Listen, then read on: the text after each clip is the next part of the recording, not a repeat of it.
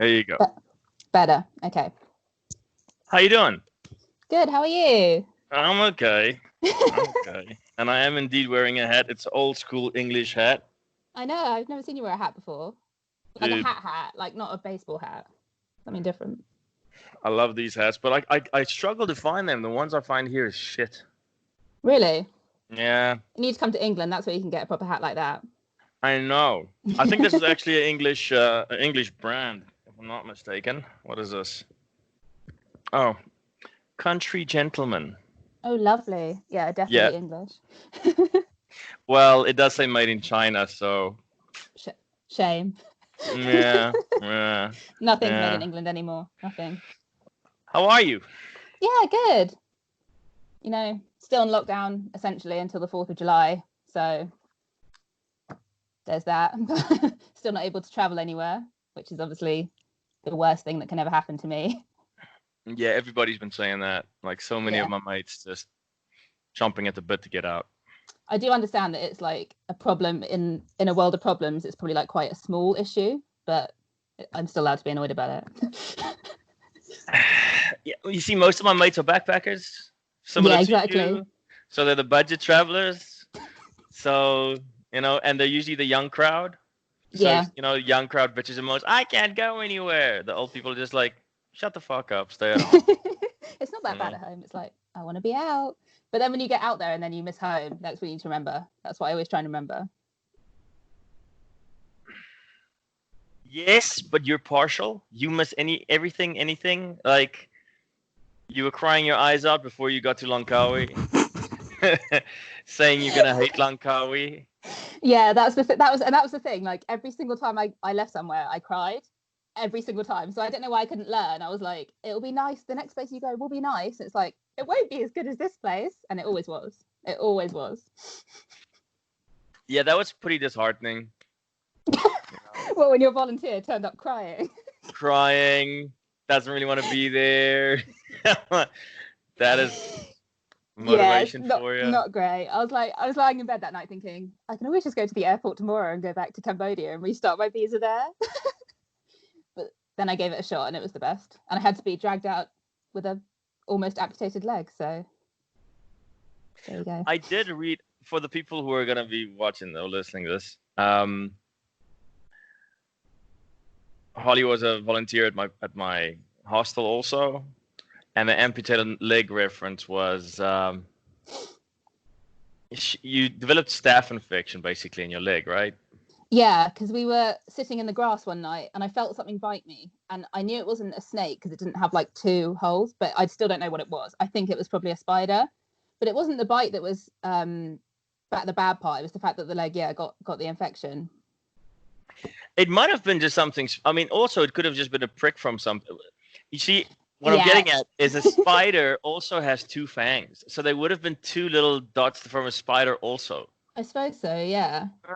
Yeah. So it was probably a mosquito or something. It could have been, or a bramble. Whatever it was, you do like very bad staph infection. Very, very bad. Accompany that with being very stubborn and hard-headed. I'm not leaving. I'm absolutely not leaving. Well, you have to leave. There's no medical care on this island, really. I have to. The medical care that's there is very poor.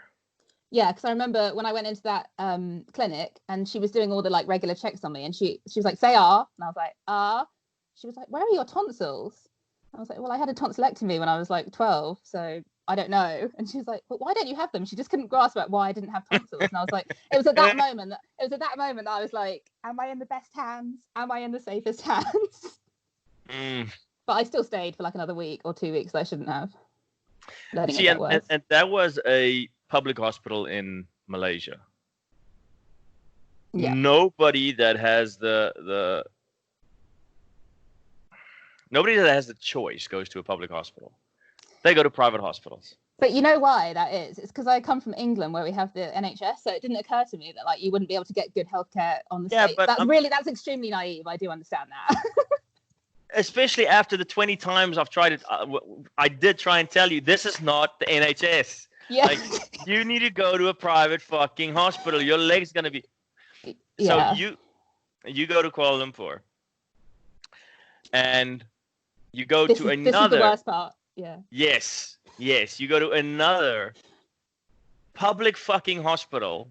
And by this point, the leg is really bad. Like really, really can't walk bad.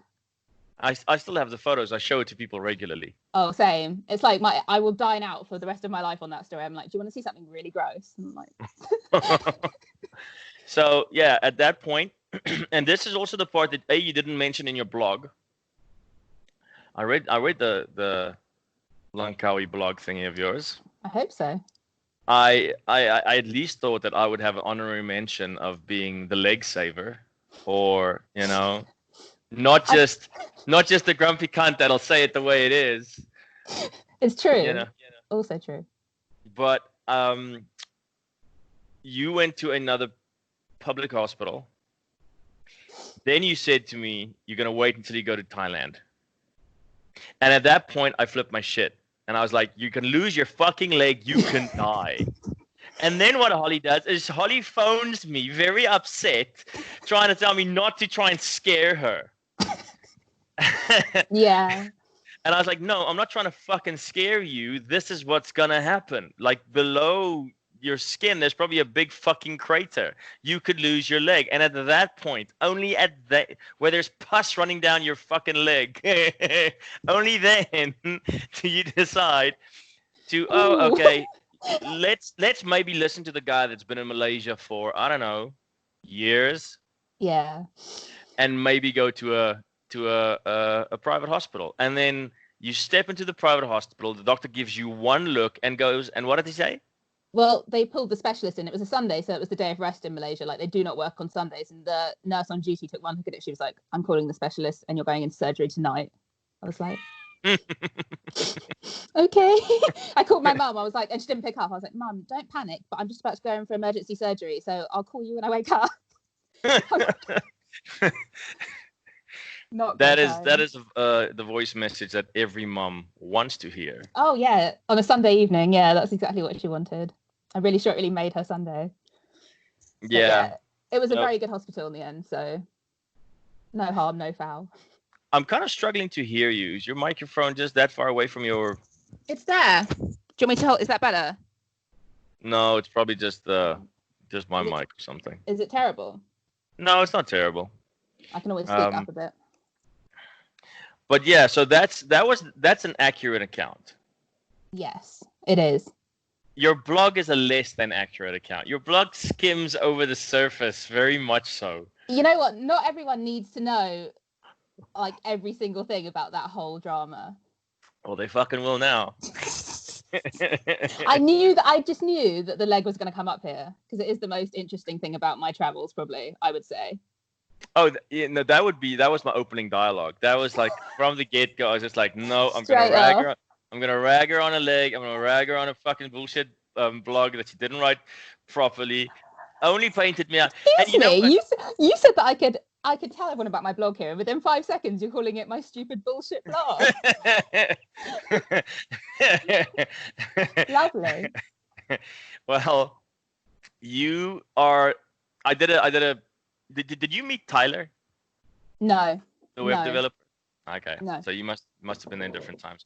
But Tyler yesterday told me that, what was his words? I can't even remember.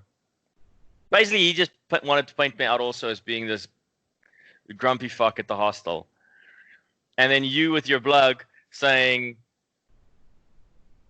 basically the only thing, like, he'll say it the way it is, he doesn't care about your feelings. There is a pattern developing here. Maybe it's not us. Maybe it's you. So I asked, like, okay, was I really that bad? Like, survey. Yeah, give me a survey here, because I didn't think I was that much of a slave driver. And he just, his words to me were, I just wasn't buddy with anybody. I mean, I wouldn't say that's true. But you were just like, if someone wasn't doing the job, good night, Vienna. Thanks for playing. Don't come back. Which is fine. I only asked 2 people to leave, though. Only 2. in the month and a half that I was there, or whatever it was. No, it wasn't when you were there. Like, what was that? I did mention crazy vegan girl. I couldn't remember her name though. What was her name? She was there when you were there. Yeah, didn't want to drill. Well, Didn't want no. to use. Didn't want to use a drill. Oh, she didn't want to use a drill. Well, that was the crescendo. That was Yeah, that's what I think. That's what I mean. that was I told the story about where she I walk into the kitchen and she's throwing away all of the egg yolks. Oh, yeah, that's bad. That was the worst thing I think I saw any traveler do in the 6 or 7 months that I was away. The most tone deaf thing that I saw anyone, like, just no clue. Throwing away the most calorie dense part of the food in a country, especially in a country like that. Yeah. Not good. No. Yeah. No, but that was the first bit was to give everybody a little bit of reference. There were a bunch of volunteers, and everybody had a chance or a turn to cook, to help with the yard work, because there was a big yard. We had pet cows, puppies, cats, the whole thing. And reception, and then cleaning of the hostel. There was also we also had a guest house, so cleaning all of the houses in the guest house. So anyway, everybody had a turn in doing their certain things. And when it was her turn, when it was everybody else's turn to make food, because they were vegans and vegetarians in amongst the group, even if the cook of the day was not vegan or vegetarian, they would go out of their way to make a vegan and vegetarian dish. Right? Yeah. When she cooked, the first thing she told me is, "Well, everybody's going to eat what I eat." I was like, "You do realize that everybody went out of their way to be nice and accommodating. You can't do the fucking same?" Yeah. So that was the first thing. Then the second thing was it Nathan, right? Yeah. Nathan came up to me and told me that when it was her chance or her turn to be on yard work, and let's face it, yard work was not difficult. Go pick up the freaking leaves and none of the work was difficult. The only job on that whole hostel that was really difficult was walking the cows. Because sometimes the big cow, because there was this really, what was the really big Kobe, the huge cow? No, the male or the female? The male, the huge one. Oxtail, yeah. And he wasn't that big. He was a miniature Asiatic mixed breed cow. He was like a tiny little thing. But for a girl or like a smaller guy, it was quite difficult because he would pull quite hard, and he was a cow on a lead. Like, it was really funny, but that was the only job that was hard. But like, nothing else was hard. Like, yard work was just sweeping, coconuts, rubbish collecting, picking up trash. Yeah, it was not difficult. Picking up the full, because we had a bunch of coconut trees in the yard, and the old leaves would fall and the old coconuts would fall. So go around, pick those up. And Nathan came up to me and said that she said she's not going to do any physical work, like any strenuous physical work on yard work. I'm like, okay, fine. That's strike two, lady. Like, you don't go volunteering and then say you don't want to do certain things and just want to be within your comfort zone. I mean, that's what the whole reception. And that's basically all that she wanted to do, from what I could hear, what I understood. I don't know. So that was that. Her all-round attitude was strike three. Then strike four, I gave her the tiniest drill. Right? You were there, right? Yeah. It was the tiniest thing. Like, I've seen like big, like, my brother is a builder, so he has like loads and loads of tools, like big Black & Decker things, like, those big two-hand. It was not like that. It was like it was one up from a screwdriver. Exactly.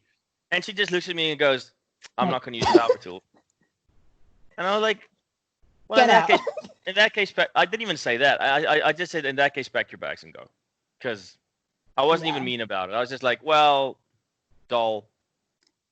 And it was really frustrating to me because it was like, trying to explain it without anyone seeing it is really hard. It was this like pocket of paradise, wasn't it? Beautiful place, like palm trees everywhere, like grass fields. You were just near the beach, like, and it was not difficult work. And you got food. Like, I would probably still be there if I hadn't had a bad leg. I swear to God. So I didn't understand why it was so difficult. to just do the 5 days of work a week that lasted half a day, and then literally your whole life was your own. You could do whatever you wanted. And free food. Good food. Exactly. That's what I mean. Homemade. I cooked most of it, so I know it was good.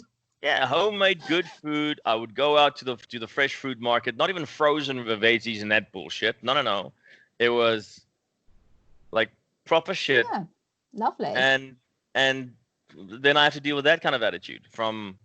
No, it was a beautiful place. All the coconuts you can eat. Yeah, if you can get into it. We did have pickers come around every now and then, and they'd pick the coconuts because obviously they would want it. And then we're like. But do you remember Kate, that girl from New Zealand? And she was like, you were like, you can have the coconut, of course, but you need to get into it. And she was not giving up. Like, it took her so long to get into it. And you were that happened. She was like pit dripping with sweat. Like. That happens so often. I've forgotten how many and and then I come and try and tell them like, look, there's a certain way you go at this, and they don't want to. No. It's like you can get it open in 30 seconds. Just listen. No, I got this. I'm okay. Okay. You do you. Yeah. I'll be over here. Taking photos, laughing, pointing. Eating my own coconut though. I miss the cows. I miss oxtail. The cows, like the way they come up to you at night when you were sitting out, like having a nice drink on the outside bit, and they just come and like stand next to you and like with their heads. I miss that.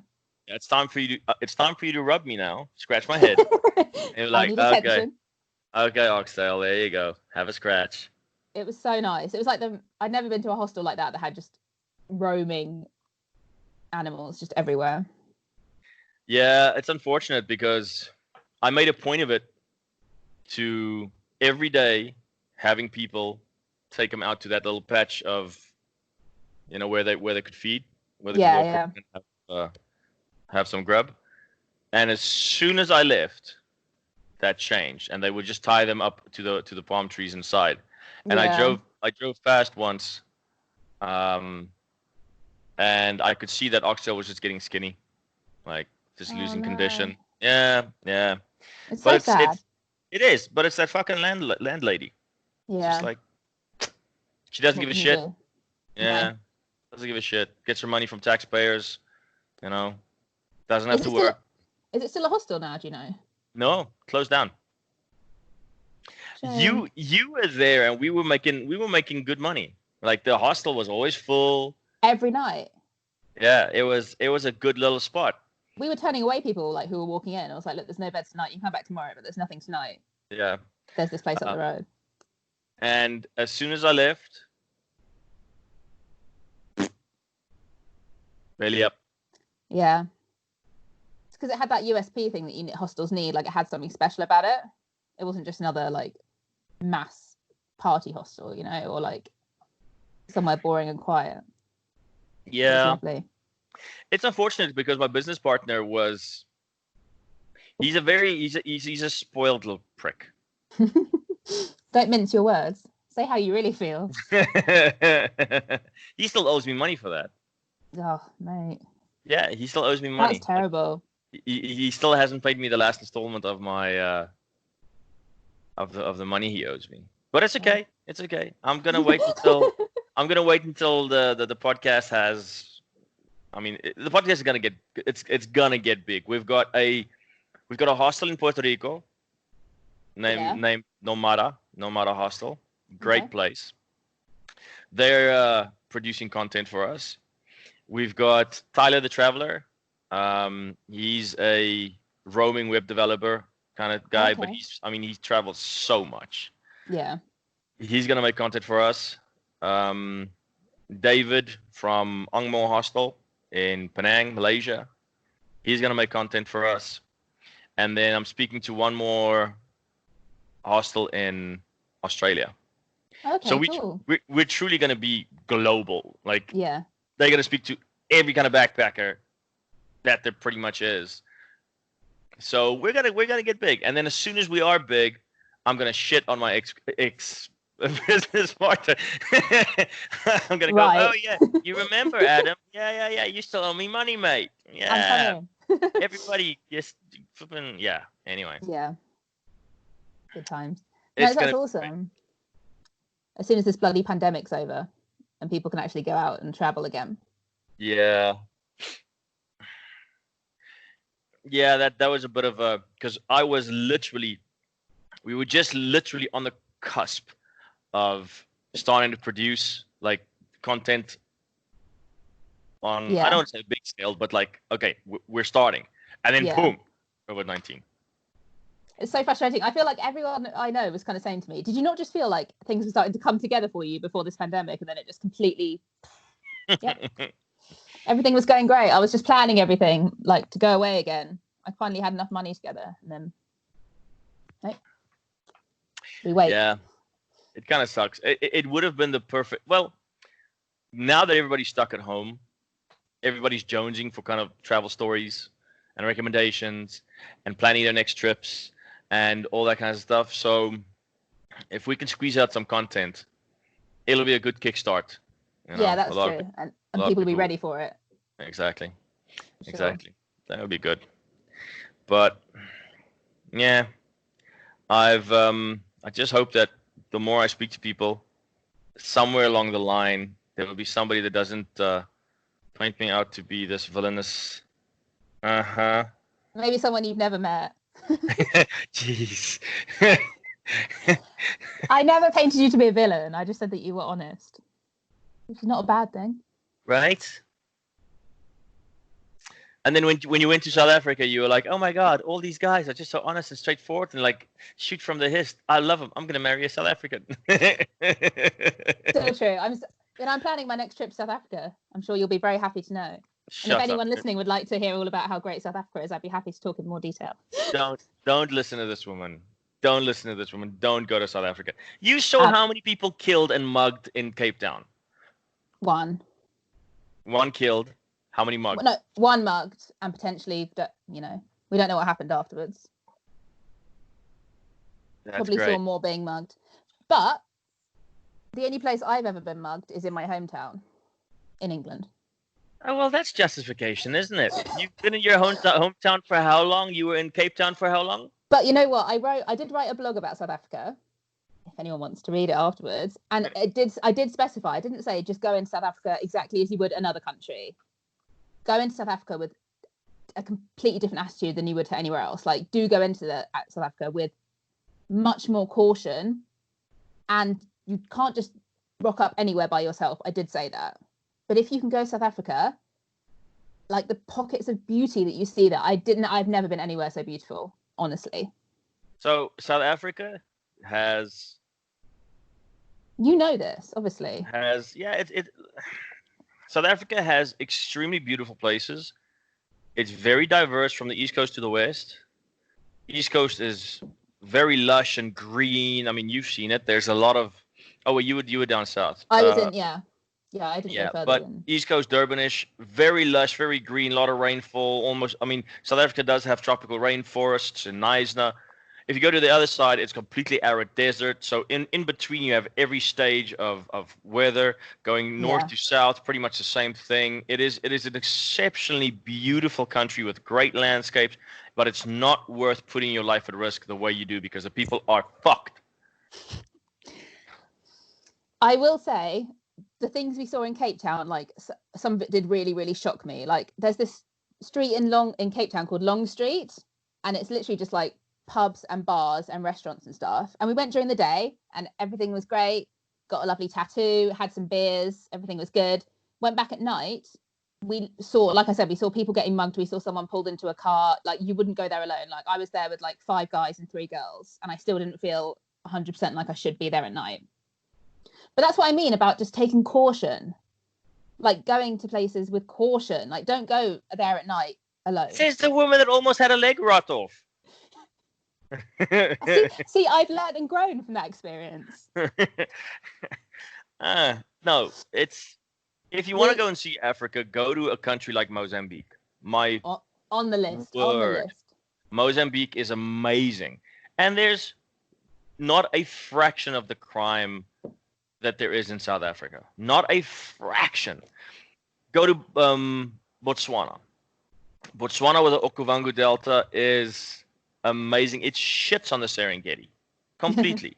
Yeah. Go to Namibia, and you will see it's kind of like between those three countries I've mentioned. So the east coast of South Africa is very green, a lot of rainfall, forests, all that shebang. And then you go over to the west coast, it's arid desert. So if South Africa is at the bottom of Africa, right? Yeah. The four countries just north of it has the same kind of progression. Mozambique is really lush, really green, a lot of coconuts, great stuff. And then as you move over from Mozambique, Zimbabwe, Botswana, it becomes more and more and more, like there's obviously different rainfalls, less and less and less. And then when you hit Namibia, it's just desert. Just dry, yeah. Obviously, if you go north in Namibia, it's a little bit more lush, a little bit more green, a little bit more pretty, more wildlife. They've got the white elephants. I don't think they're actually really white. I think it's just like the mud that they roll in. Really? In Namibia makes them completely white. Oh wow. It's really cool. Yeah. But they've got a lot of they do have a lot of wildlife up in the north side of Namibia. But if you want to go to a safe African country and see Africa, go to those countries. Don't fucking go to South Africa. Don't. Like, it literally is. And this is Cape Town, remember? Everybody says Cape Town is so much safer than the rest of South Africa. No. I mean, it's safer than other parts of South Africa. Yeah, but it doesn't take much to be safer than a fucking hellhole. In Johannesburg. Jeez. It's funny, when I first arrived in Johannesburg, because I had like a really long layover before I flew to George, and I said to my friend's boyfriend, who's South African, I was like, shall I go out of the airport and explore? He was like, no, do not go out of Johannesburg airport. Just stay there. I landed in Joburg airport. So South Africa being one of the shittiest countries on the planet, they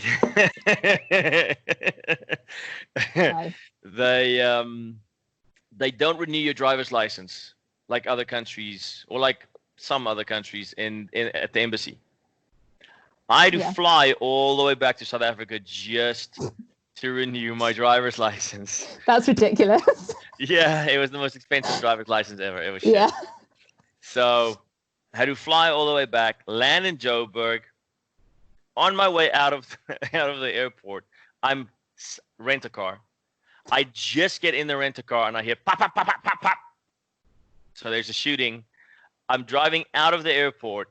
Literally, like there's the road out of the airport is like a circular one as you get onto the highway. Just on the on-ramp as I go onto the highway, there are like two dead people. I'm like, I'm back in South Africa. I'm back. There we go. I'm back home. Like, there we go. We're never gonna see eye to eye on this. I understand, and I do understand that I went to like the smallest pocket of the country possible. Like, I do understand that I don't have like an overview of it, but I do know that what I saw, like, I couldn't ever say don't go to to where I went. So I loved it. Yeah, but visuals doesn't help if you got a knife in your back, right? I came home without a knife in my back, so. But also, you went to South Africa and you knew people there. Yep. You had guides, which I did say was really helpful and would recommend. So and obviously a lot of people use anecdotal bullshit to justify, like, I went there and I was fine. And there's a bunch of other backpackers that might not have known people that go there and the same thing happens. Yeah, but there's a big chunk of the travelers that do go there, and they really get in some serious shit. And you never hear that. Yeah. You very have to be seldom. Careful. You really, really do.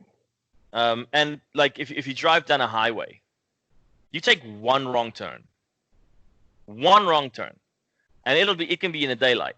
One wrong turn and you end up in the wrong neighborhood, and you're done. Yeah. So, and it's not like that in most other countries. No, it's the place that the thing I didn't like was that when I was staying there, even in Mossel Bay, like I'm so used to getting to a country and just wandering. Like just going for a walk, you know, let's explore Uh-huh. the area where I live. Like, let's go and have a little walk down. Because I'm used to doing, because I've traveled alone a lot. So I am used to just like wandering around alone. No, you just can't. You have to get a taxi everywhere. Unlike in places like Vietnam, where I know you wouldn't necessarily go around wandering at night like an idiot. Like, you have to still use your sense of safety. Bad things happen in Vietnam as well. You know, bad things happen everywhere, but you know, you don't feel unsafe walking around in, you know, Hanoi alone in the day. Yeah, you see, that's kind of comparing apples to pears. Like, bad things happen everywhere, yes, but only, and this is not a dig at you. This is just, I mean, I know you're not stupid, but only dumb people don't consider statistics. Like, only dumb Yeah. people would go, oh, bad things happen everywhere, and then want to compare a place where, you know, per 100,000, there's only 3 murders in this country and maybe 5 Yeah. muggings, you know, just making some, you know, numbers up. And then in South Yeah. Africa, there's 300 and 500, you know what I mean? Yeah, exactly. Which is why I know it's not as easy to just say, just go to South Africa, which I wouldn't ever say. I would just say, don't rule it out if you can go there in a safe way, a safest way possible, basically. It's getting worse. And I do know that because everyone I met there who's like younger, who's kind of like our age, wants to leave. And even since you've been there, I've seen an escalation. And it wasn't that long ago when you were there. January. Even since then, I've seen an escalation. Really? Yeah, it's unfortunate. It is unfortunate, but. And the COVID's not going to help anything, I feel. Yeah. And there's a bunch of South Africans that might listen to this because I'm going to tag the hell out of South Africa on this. I'm going to get so much. Don't say bad things about our country. Fuck off. I'm here to stand up for your country. No. I get it. I honestly do get it. Like, I know I come across as really foolhardy so far in this, but I'm not. Like, I did manage to get through like 6 months of travel and live. I'm actually not that foolhardy. Really. Okay, so please don't tell me South Africa is one of your 2 favorite countries. No, I didn't do that to you. Thank you so much. Thank you. One of them is Vietnam, though. Okay. Which I did just mention, and I feel like everyone I've ever talked to has said that. Everyone who I know who's been to Vietnam, it says it's in their top 5 countries that they've ever been to. Why? It is just so.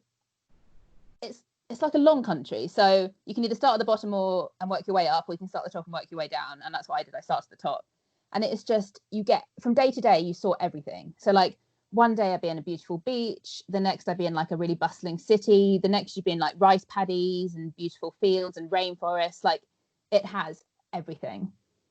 Like, I've never been to a country that has just got everything. Amazing food, the climate's good for the most part. I mean, when I went there, they were having some really, really severe floods in Hoi An. But apart from that, like, the weather, the climate is really good. It's really warm. It's just, it's not the place that I like cried the most when I left, but it's the place that I just would take anyone else in a heartbeat, and I would go again. Is that how you measure the cryometer? No, because I wouldn't necessarily say that Malaysia is one of my favorite countries of all time, even though I was probably the most sad to leave it. It doesn't necessarily mean it was my favorite country. It just means that, like, at the time, everything was like, the vibe was just perfect at the time for how much I was enjoying it. Like, I felt almost settled in Malaysia. I kind of felt like that was my home. Like, I had a place like that I knew was always going to have my stuff. It wasn't like backpacking where you just always like have your whole life on your back. Like, I kind of got used to staying there. Whereas with Vietnam, I did constantly moving from place to place. But I spent like a month in Vietnam. I could have spent 3 or 4, honestly. I think that's because there was this grumpy cunt in this great place, you know, in Langkawi that, you know, settled things down. And, yeah, clearly. Right? Clearly he wasn't as bad as everyone was making him out to be.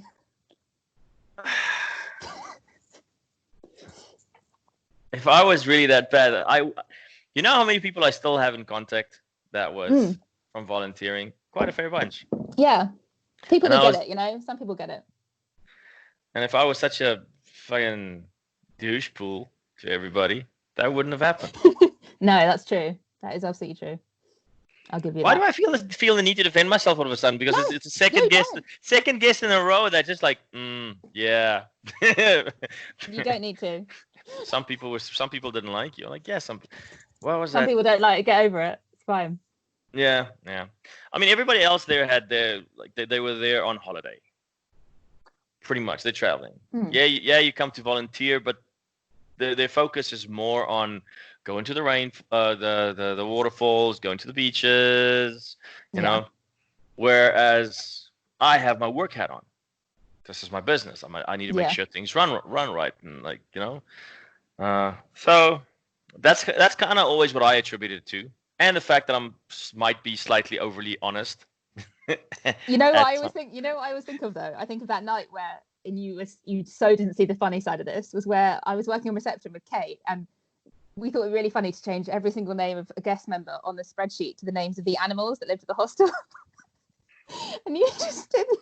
And I can see why you were mad, because it's probably really annoying, but to this day I still like cry laughing thinking about it.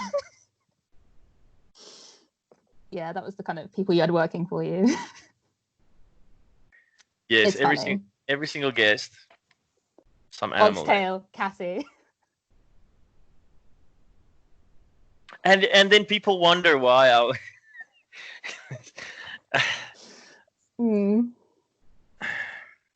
Honestly, I can't remember that because it was just a whole line of things probably that you were pissed off about in a week. I try to repress such bullshit, but I probably walked. I can imagine it. I can see my reaction. I could probably just. What I did was I probably just walked out there thinking to myself, "Fucking idiots! Just fix it. Just fix it. And I want the right name. I want the right names in the right spots. Put down the wine and fix it now."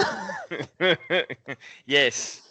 And Langkawi with its cheap booze. I was going to say it's like being in an airport, because everything in the island of Langkawi all the booze is duty free. So, and then I never forget, like we were buying like all these bottles of wine duty free, and it was fab. And then I went into the duty free one day, and she because they always take your passport when they're putting through all your duty free alcohol, and she was like, "I'm sorry, miss, you've reached your limit for the month." I was like, "Sorry." And actually, I bought the amount of wine that they were limited per customer in a month. So there you go. They never used to have that. And then there was never a limit. Oh, really? They just saw that you had a problem. This is an intervention. No, what actually happened was I might actually be shot for this. Recorded. There's a couple of places in Penang that sell. It's not duty-free prices. Now, to be granted, to tell the story properly, the duty-free prices in the airports aren't really duty-free per se. They don't have taxes on them, but the prices are still bumped up because they have to pay a lot of money for the rental of the shop rental because that's prime real estate. Yeah. Langkawi doesn't have that. So the alcohol was super cheap. It is super cheap. Yeah. So what a couple of people would do is they would smuggle containers out of Langkawi, to Penang, and then sell it in Penang at a little bit of a markup, obviously. But you can get much cheaper non-taxed alcohol. And I thought I'd mention some of the shops' names, but I might not because my parents still live in Malaysia and they might get bumped off. Oh, really? Yeah, some of the places, especially the one in Penang, in Georgetown. The guy that owns it is a little bit of a ruffian, if you want to call it that. Okay. So my parents still living on the island of Penang, they might get a knock on the door and going, yeah, hello. Your son better take that shit down. Oh no, you don't want to do that, do you? Yeah. Not? So, but did you ever go to Penang? I think once, yeah, but I don't really remember it. I just remember the beach. I remember it was beautiful. Was there a beach? There is, but the beaches are shit. Maybe it wasn't that. Maybe I didn't go. Penang, it's. No, I didn't. I'm thinking of that beach that was near Langkawi. Near Langkawi or a beach on Langkawi? On Langkawi, yeah. When I say near, I mean like near us. Okay. Yeah. No, I don't think I Penang, did go there. the food in Penang is great. Holy shit, the food in Penang is. The food in Malaysia in general, I found was really good. Like really, really good. Yeah. And the Malaysian food in like I went to Singapore as well. The Malaysian food in Singapore was really good for some reason. Well, it used to be part of Malaysia. Okay, yeah, that'll be why. It was really, really good. I was surprised at how good the food was in Singapore because I wasn't expecting that at all. Yeah, a lot pricier though. Yeah, I spent like 3 days in Singapore, max. I was like, I cannot stay here any longer. I found Singapore just to be a big city. Yeah, and it's extremely clean, like almost creepily clean. Did you not think? Like it's just when you've been backpacking, like I think I went. Where did I come from? Straight from Thailand or somewhere. And I just walked into this place. She was like, I was chewing gum at the airport, and she was like, nope. I had to spit the gum out and throw my whole packet of gum into the bin because it's not allowed. No gum at all. No gum. Gum is illegal. A whole bunch of shit is illegal in Singapore. Yeah, you can't eat. You can't eat anywhere apart from like in places. Like you couldn't eat or drink walking or on the train or anything like that. Oh, I didn't know that. But it is very clean. But I don't know. I wasn't that like lit up by Singapore. Like it's not the kind of place where you feel like, oh wow. Yeah, it's a city like that, which is pretty much first world, is exactly the same as any Western country for the most part. Just the people that make it up have a little bit more of a diverse look to them. But yeah, and you get some food that is from that area of that part of the world. But yeah, nah, all of the sites to see in Singapore are man-made. Yeah, and I've never been a fan of that. Like even the botanical gardens with those big. It's just fake. It's everything man-made. It's like fuck off. A lot of people my age just really, really love Dubai, and I've just never got it. Like I don't care. I would never go there. Not that I think if it's someone else's pot, like great, fantastic. I'm glad you like it, but it's just a completely man-made like castle where people just go there to just I don't know. To spend money. Yeah, spend loads of money, make loads of money, and just get drunk a lot. Which is weird because in an Arab country, it's supposed to be haram to drink, so the alcohol is super expensive. They got the sin tax on it. Yeah, that's the strangest thing about Dubai. Like there's kind of like this pocket of like people who, drink and do all that kind of stuff, even though it's it's not really the culture there. Yeah. So that's why it's so man-made. It's just all so, yeah. That's one of the few countries in the world that I wouldn't care if I ever visited. Like I just don't think I will ever go there. Yeah, that's fine. Same. I'm not a big fan. Not a big fan. But funny enough, Tyler also mentioned that Vietnam was one of his top 2. Yeah, that doesn't surprise me at all. Like everyone I met was like, wait till you go to Vietnam on the trip before. Like because I went to Thailand and Laos before I went to Vietnam, and I really didn't like Laos very much. So I came out of that like some people were like, just get to Vietnam and you'll be happy. And I was. It's just fantastic. And you can get like, go on. Sorry. No. So run me through your trip. First, finish that thought you just did. Sorry, there's a little bit of a lag. There's a little bit of a lag, I guess, with the. But finish that thought, and then like give me the kind of rundown of what you did on your trip, from beginning to end, with what you think people should do and what they shouldn't.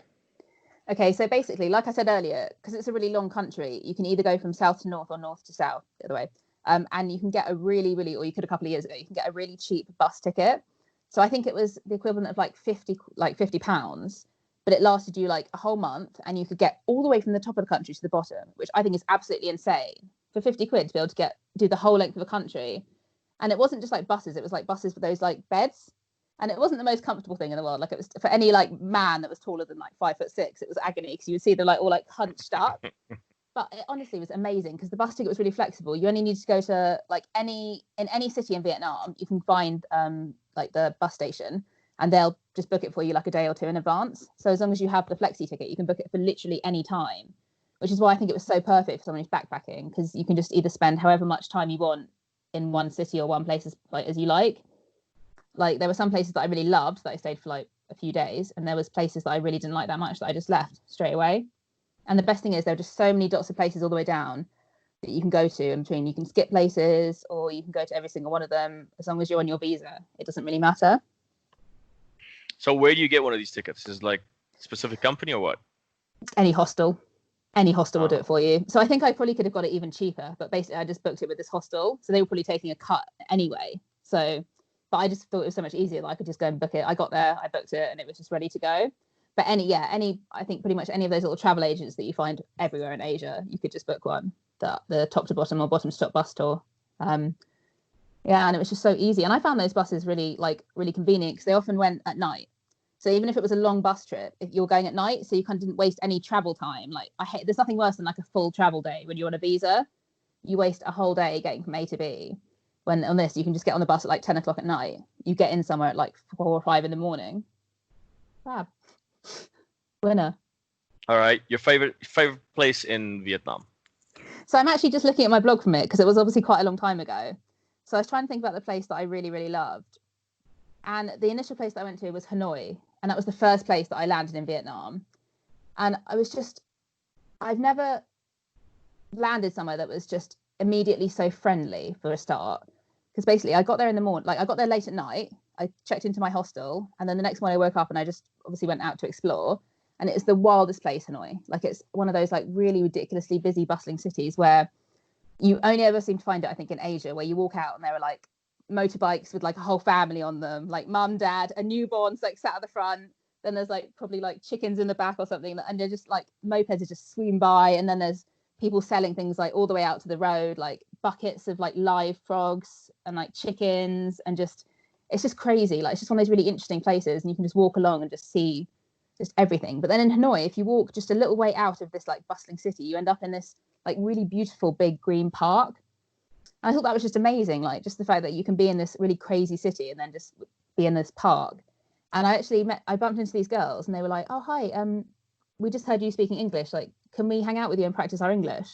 And then literally they took me to like the best place for banh mi, which is the best food. It's like the sandwiches with like meat and it's kind of like veggies and stuff in it as well. It's like the traditional sandwich that you would eat a lot there. And they took me to like the best place to eat those, and they took me to like all the loveliest places. And that was just the first place I went where I immediately met locals, and just they couldn't have been nicer and wanted to show me everything. And I still talk to them sometimes now. And I think that really sums up Vietnam like a lot, like just still talking to someone who I met there. Like we still say happy birthday to each other and stuff. And I just think that's exactly what Vietnam is like. The people there couldn't like they want to show you Vietnam. They want to like take you good places to eat and kind of show you how beautiful it is there. Your cynical hat's on. I can see it. No, that it sounds great. I was just surprised that one of your highlights of the trip was a fucking sandwich. Like that's so English. Oh, mate, you. My favorite thing anywhere I travel is like finding the food. Honestly, straight away. But a fucking sandwich, like my one of my favorite things is is like butter chicken masala, or in Thailand they have a wide array amazing of stuff, food. like really good food, like garlic and whatever. I mean, I can't think of something. Amazing. Not a fucking sandwich, mate. Have you been to Vietnam, Lloyd? Is the sandwiches there? Have you eaten a banh mi? There's also this meme with about English people where they just put everything in a sandwich. From anything or going at chips, beans, ham, anything. Thank you for proving my point. You're like sandwich. I could put beer in a sandwich, you know. No, but it was just like it wasn't about the sandwich. It was about like the moment with the sandwich. Like we were sitting in sunny Vietnam. I just met these lovely girls. Like the sun was shining. I was in this new place, and this sandwich was just great. And it was just, you know, I was like, I'm going to be here I can tell I'm going to be here for my whole visa. Because initially I was like, oh, maybe I'll just spend 2 weeks. No, impossible. Just the moment with you and your sandwich is what you said. Me and my son, and it only went up from there, really.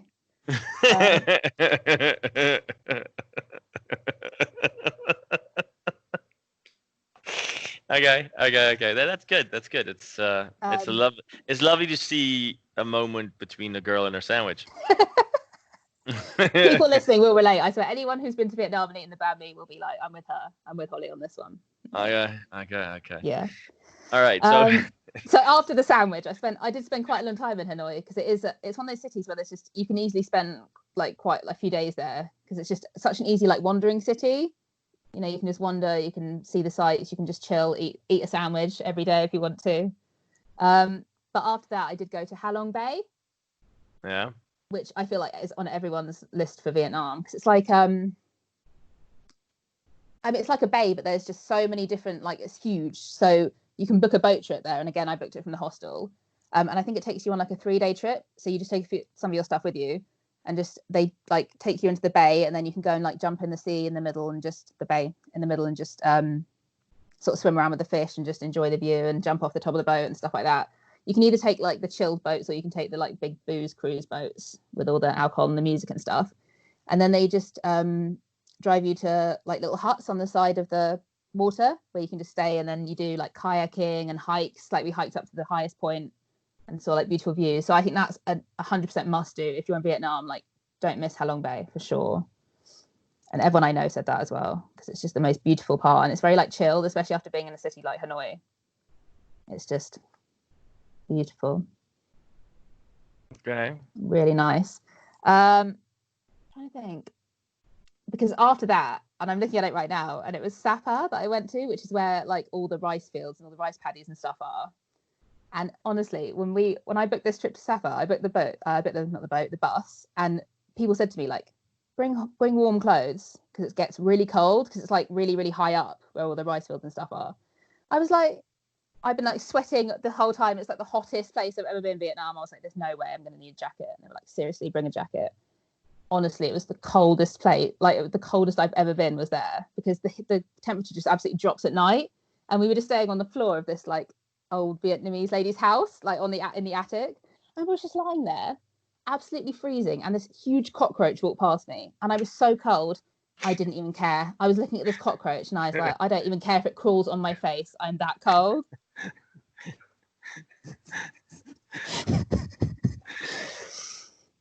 But it's beautiful there as well. Again, that's somewhere I'd definitely go, because it's just so like seeing all the rice paddies, like just the miles and miles of like like green fields. It's just, again, it's just absolutely stunning. I like having chats with people that are so. Why are you immediately laughing? Because I feel like you're going to dig me for some reason. No, actually not. But it. So did you know that in a woman's eye, the cells that identify color, there are more of them in a female's eye than generally speaking than a male's eye. Oh, really? Yeah, that's the reason why women are a lot more in tune with fashion. You know, I mean, guys work in Windows default colors. You know, that's so strange. I would always love to like kind of be in a male brain for one day just to see how different it is, because I think it is. I think too many people focus on like, oh, everyone's the same, like men and women, there's no difference. There is a huge difference. There is massive difference. Huge difference. So, but with that being said, something like a beautiful view usually women appreciate it. Like I love a beautiful view for 5 seconds, and then I'm bored. Then I'm okay. Moving on. Do something. Let's go and do something. Now I could sit and look at a view for hours. Like sit there with a book, look at the view, sit down again. Yeah. Yes. No.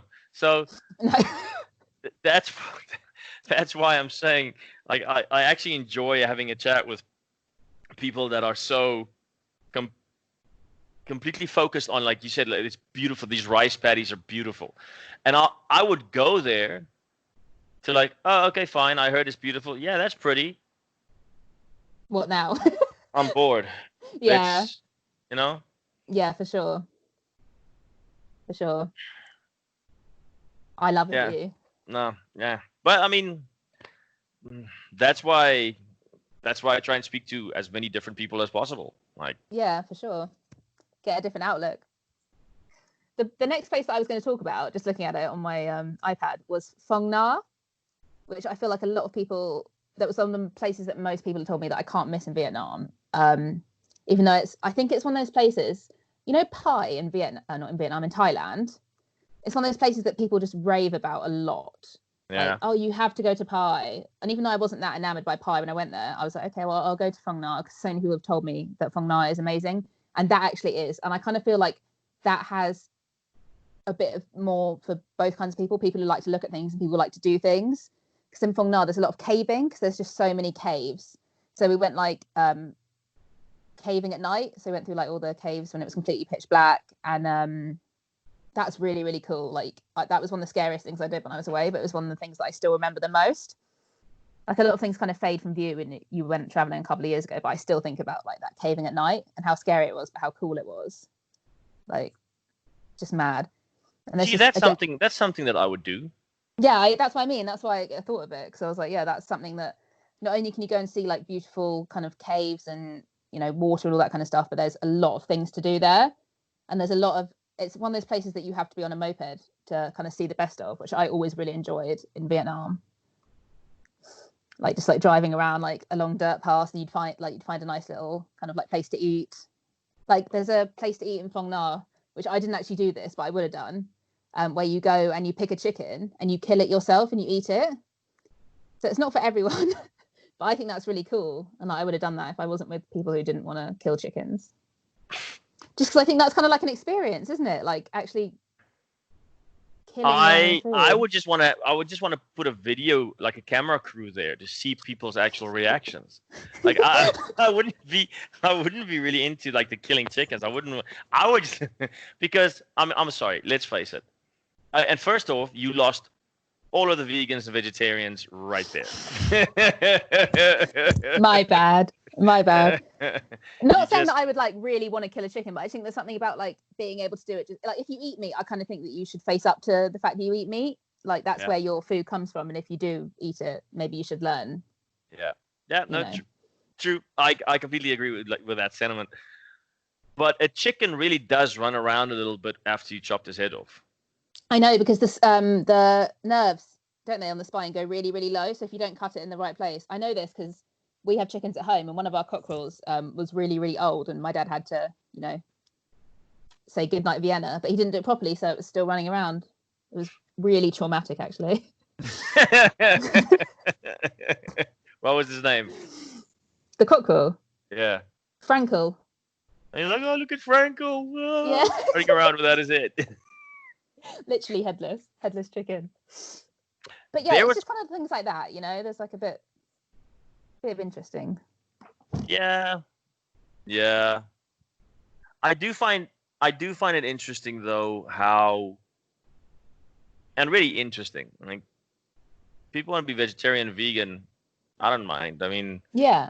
How many vegetarians and vegans did I have come through the hostel, and you know we're accommodating, and yeah, we'll cook for you guys and whatever. But I worked 2 seasons on a harvesting crew, and it's wheat, it's corn, it's beans, soybeans, you know, all that kinds of stuff. And the amount of animals that gets killed in the harvesting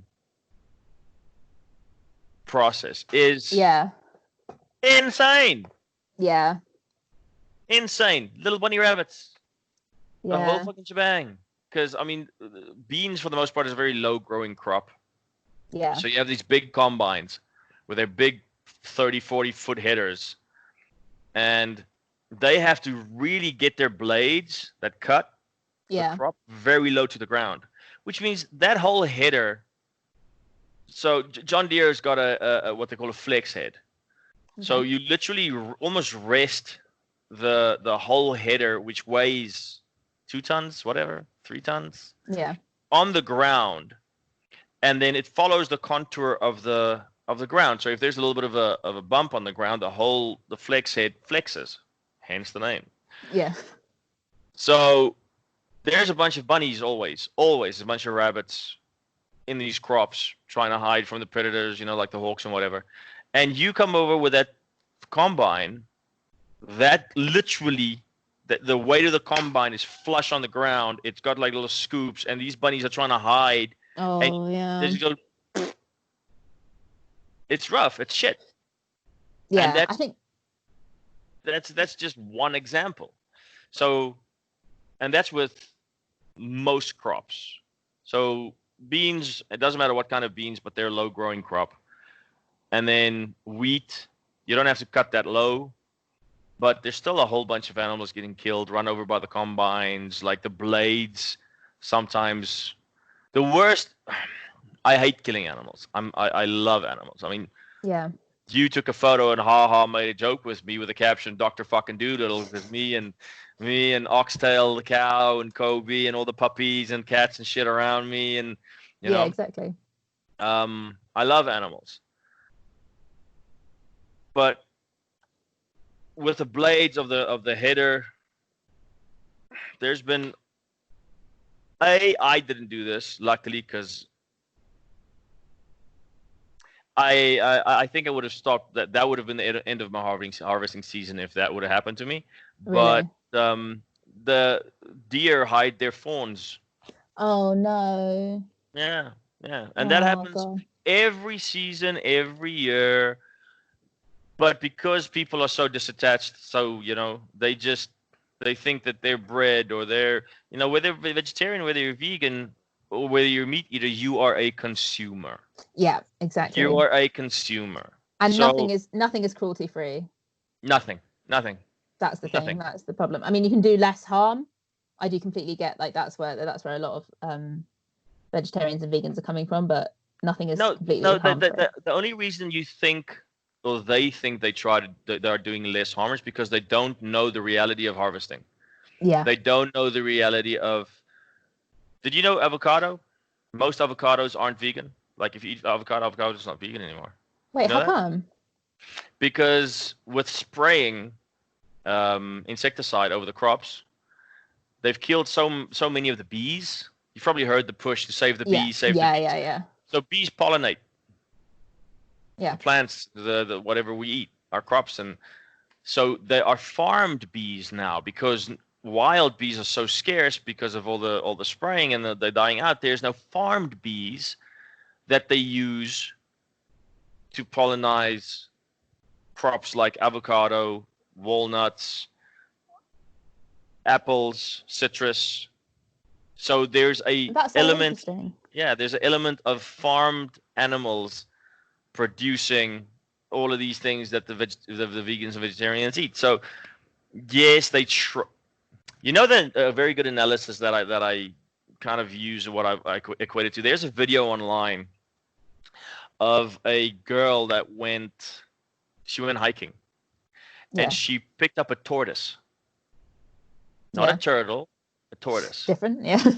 All right. Land-based, water-based. Sea-based. Yeah. Yeah. She thought it was a turtle. She's like, "Oh my God, look at that!" And threw it in. No. Like, there was like a little pond. She was like a little bit of on an elevated piece of land. There was a little bit of like I don't want to say a waterfall, but a stream trickling down, and there was a pond. And she threw the thing in the. Oh no, that's awful. It's now just but yes, but that's what I equated to. It's like, you can have good intent, but unless you are knowledgeable, you can cause more damage than good. Yeah, that's so true. Unless you actually do some reading, research, like you've actually experienced something, the chances are that you can either have a misinterpretation or you can cause more damage than good. So, like, my mom is now. I didn't even know this until I spoke to my cousin. I think my mom is like vegetarian, or she's leaning towards vegetarianism now. And she had a chit chat with me, trying to, push the cause. Yeah, of course. And I just say, I mean, the last harvesting season I did ended 7 months ago. So this is very recent. And one of the crews killed a couple of armadillos that ended up in the header of the combine. Yeah. The guy that I wasn't driving the combines. But I mean, please, for people who listen, and the vegans and vegetarians that are still with us that haven't gone, fuck this, we're done. Yeah. Whoever's left. When you are in a combine and you are cutting crops, very seldom is it that you see the ground. So the crop you just see the crop. So you cannot really see what's on the ground. Yeah. So the guy that I was working for, he ran over a bunch of coyote puppies with a combine. Yeah. Uh, and that's just in the harvesting part of things. Yeah. That's That's just just what you saw as well. So when you make a land, like a field, I'm gonna take this patch of earth, which is now just has wild shrubbery and growth on it. I'm gonna convert this into a wheat field. Yeah. Every single herbivore that might eat your crop, farmers need to kill. Has to go, yeah. So in South Africa, kudu go into the cornfields. Here, deer eat the corn when they're small. Yeah. Any place that has a wild population of wild pig, like wild hogs, Yeah. Wild boar, they need to be eradicated. Ground squirrels go place to place, dig up the seed when you just drop this, depending on what you plant. They need to be shot. Rabbits need to be shot in England, and everywhere else, because they go and do exactly the same thing. That's in the beginning. Then the middle, you need to spray it, kill a whole bunch of shit and insects, and hence the bee problem. Yeah. That's and in the end. So even if you're vegetarian, you're vegan, and you do it because you're thinking there is such a small fraction, because meat eaters also eat veggies. Yeah. Exactly. Everybody ends up being a consumer, and the fraction of a difference between you eating steak, you don't eating steak, doesn't mean shit. Yeah. It doesn't mean anything. Hence the reason. That's part of the reason why. Like, I think I told you this. I'm going to try and use this podcast for good when it comes to nature, planting trees. As soon as it gets enough traction, beach cleanups, Plastic in the ocean. people volunteering. Because in Southeast Asia, unfortunately, there's a whole bunch of places where they make a orangutan sanctuary. Yeah. But it's not really a sanctuary.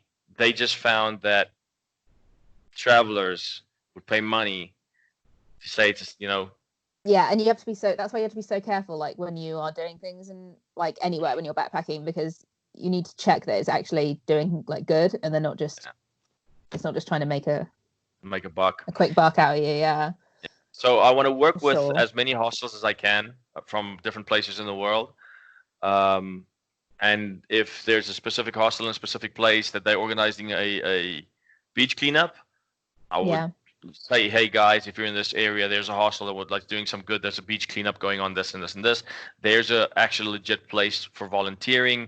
If you guys want to help out there's a petition going for saving this patch of forest. There's a this, there's a that. And that's what it needs. They need like a resource, because like they have backpackers have so much time on their hands, like, and a lot of them really want to help. Like I know I did, like I really do whenever I go somewhere. Yeah. So yeah, that resource is really needed, I think, for sure. And also the realization that everybody is a consumer. There was there was a beach cleanup in Langkawi once, and there was this. I can't remember if she was a vegetarian or vegan or whatever the case may be. And she was there helping out, and they put people together in pairs. Obviously carrying the bag, one throwing stuff in, whatever the case may be.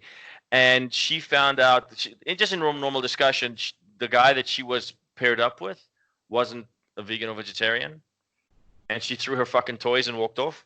Really? Oh my gosh, that's insane. Like that's crazy, isn't it? So that's like I want to gear this towards people that actually want to do something and make a difference. So there'll be a segment eventually, and I don't want to say eventually, like it's going to be like when we hit 100th episode. Hopefully it'll come sooner rather than later. But there'll be a segment of the podcast where it's like, all right, guys, if you are in Malaysia, Langkawi, this hostel is doing this and this and this and this and this. And also, it hopefully will reward hostels to doing more kind of stuff like that. And then if you're in Australia and you're in Bondi Beach area, this hostel is organizing this and this and this and this and this. When it comes. So hopefully that's where this will be heading sometime soon. That's what we need. Definitely. Yeah, planting trees, cleaning oceans. Yeah, I'm quite happy with what's that guy that did that? Bion Slot. What is that? He is the guy that started the ocean cleanup project to clean the Great Pacific Garbage Patch. Oh, okay. Dude, do you not know about that? I don't know. When was it? Was this recently? Yeah. So when he was 16, he developed something, a prototype that might catch plastic and garbage in the Great Pacific Garbage Patch. Oh, wait. I think I do remember this. Was it turning plastic into something else, or am I thinking of someone else? Now they're gonna the plastic that they get out of the oceans, they're gonna turn into whatever products to make revenue to keep more of that. But he's working with really big universities, really big business. Maersk Shipping is one of his partners, if I'm not mistaken. I might be mistaken, but something. Also, this was quite a bit of a letdown, but people were actually giving him grief about it. Why? Why? People are assholes. I feel like everyone's got something to say on everything. That's the problem. Yeah. That is the thing. But anyway, he's also made a bunch of. It's called the Interceptors. Okay. It's a machine that catches plastic that comes from the rivers. So a lot of people dunk shit in the rivers, and that's how a lot of stuff ends up in the ocean. So they've developed a whole bunch of these to catch the plastic that comes in the rivers before it ends up in the ocean. Before it ends up in the ocean. Oh, that's good, isn't it? Hell of a project. I should actually give him. Not that it's gonna do that much good in comparison to what he's doing, but people gonna have a look at this. If I can just get the bloody the name for you. Yeah.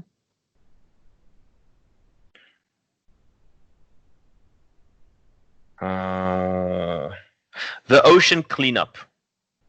It's as easy as that. Go on Instagram and look for the Ocean Cleanup. I'll take a look at that. Yeah, and you can see what they're up to. It's such a massive problem. Like, it's just such a big problem. Yeah, man.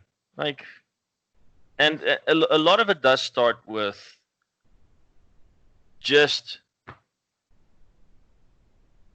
people getting to know more about, and factually getting to know more about farming and industrial size farming, commercial farming, whether it's for meat or for grains.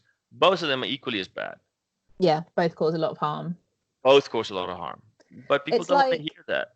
Yeah, I mean, it's like I don't know the exact thing, so I can't say like exactly what it is. But I remember someone telling me that the amount of water that's needed to produce soy milk, it's either soy milk or almond milk, it's just massive, like a huge amount of water, like as much water as it takes for like cows to graze to make steaks. And like I know that a lot of people say that like the use of water with cattle grazing is a huge problem, but it is also a problem with milk replacements, like huge. Now places like, so the more protein cows eat, the bigger and fatter they get. Yeah. Okay. So people want protein rich feed to feed their cattle. That's why mad cow disease started in Europe. Oh. Because if nature deemed something, you are a herbivore. Usually they have something called mammalian meat allergy, which means if they eat mammalian meat, they go into anaphylactic shock. They fucking die. Okay, yeah. Kangaroos, for example, prime example. So, funny story that there are more and more people in Australia that all of a sudden had mammalian meat allergy, and they ate meat their whole life, and all of a sudden now they're getting more and more allergic to meat. But what they found is there were ticks that okay. that bite a kangaroo. So herbivores that have mammalian meat allergy, there's an enzyme in the blood that causes this. Mm-hmm. So the tick would bite a kangaroo, drop off, then bite a person. Some of these enzymes would pass to the person, and then make that person slightly allergic to meat. Okay. And there were more and more numbers of this in Australia until they figured this out. I've never heard of that. Yeah, pretty interesting. It's And funny, isn't it? Yeah, I can't remember where. Oh, the mad cow disease. Now I might have my wires crossed. So if somebody does hear this and want to Google, by all means, tell me if I've got this got the wrong end of the stick here. But they would process meat down to the powder form, right? Yeah. And then mix it with feed and feed it back to cows. Okay. Trying to get past that, trying to get more protein-rich feed to them. And that's where the cows built up a saturation for this, and it turned into mad cow disease. That's why I was always so adamant to stop oxtail eating the fucking dog food. Oh God, yeah. Because the stupid cow oxtail would love to eat the dog food. Yeah, I remember. Got that kind of shit. Yeah. And anyway, but now in Brazil, soybeans are very protein rich, and they grow a lot of soybeans to feed the cattle. Okay, yeah. So the whole water thing is not only because vegetarians eat a lot of soy. Tofu is made up of nothing but soy. Blah blah blah blah blah. Soy milk. Cattle are eating it as well. But the whole water argument, it's again people. It might not be a total invalid argument, but people don't know enough about it to really, So my dad had a farm. Growing up in a farm, when you have a borehole and you pump water out of either a borehole or a river, and you've got a sprinkler system that irrigates your crop. Yeah. What lands on the crop, only a fraction of that actually gets absorbed by whatever crop you're spraying it on. The rest settles down into on the water table. And then that gets pumped out again and sprayed over, and a fraction of that goes into the crop, and then over and over and over. Yeah. Right. But what people do to try and overinflate the statistics is they only measure how many liters of water gets pumped up and sprayed on. Okay. Yeah. Not we. Exactly. Yeah. So for people that think I'm full of shit. Now, okay, hold on. Why is you all of a sudden very pixelated and you're just like your stream is screwed up? Is it better? It should be the same. I'm still on my 4G. Okay, you didn't run out of I'm still on 4G, so it should be the same. Okay. No, it's a little bit iffy, but anyway. The Israelis, I think it was the Israelis that developed a they call it drop irrigation, if I'm not mistaken. Okay. So people are getting a bit of a crash course in agriculture, but here comes the science.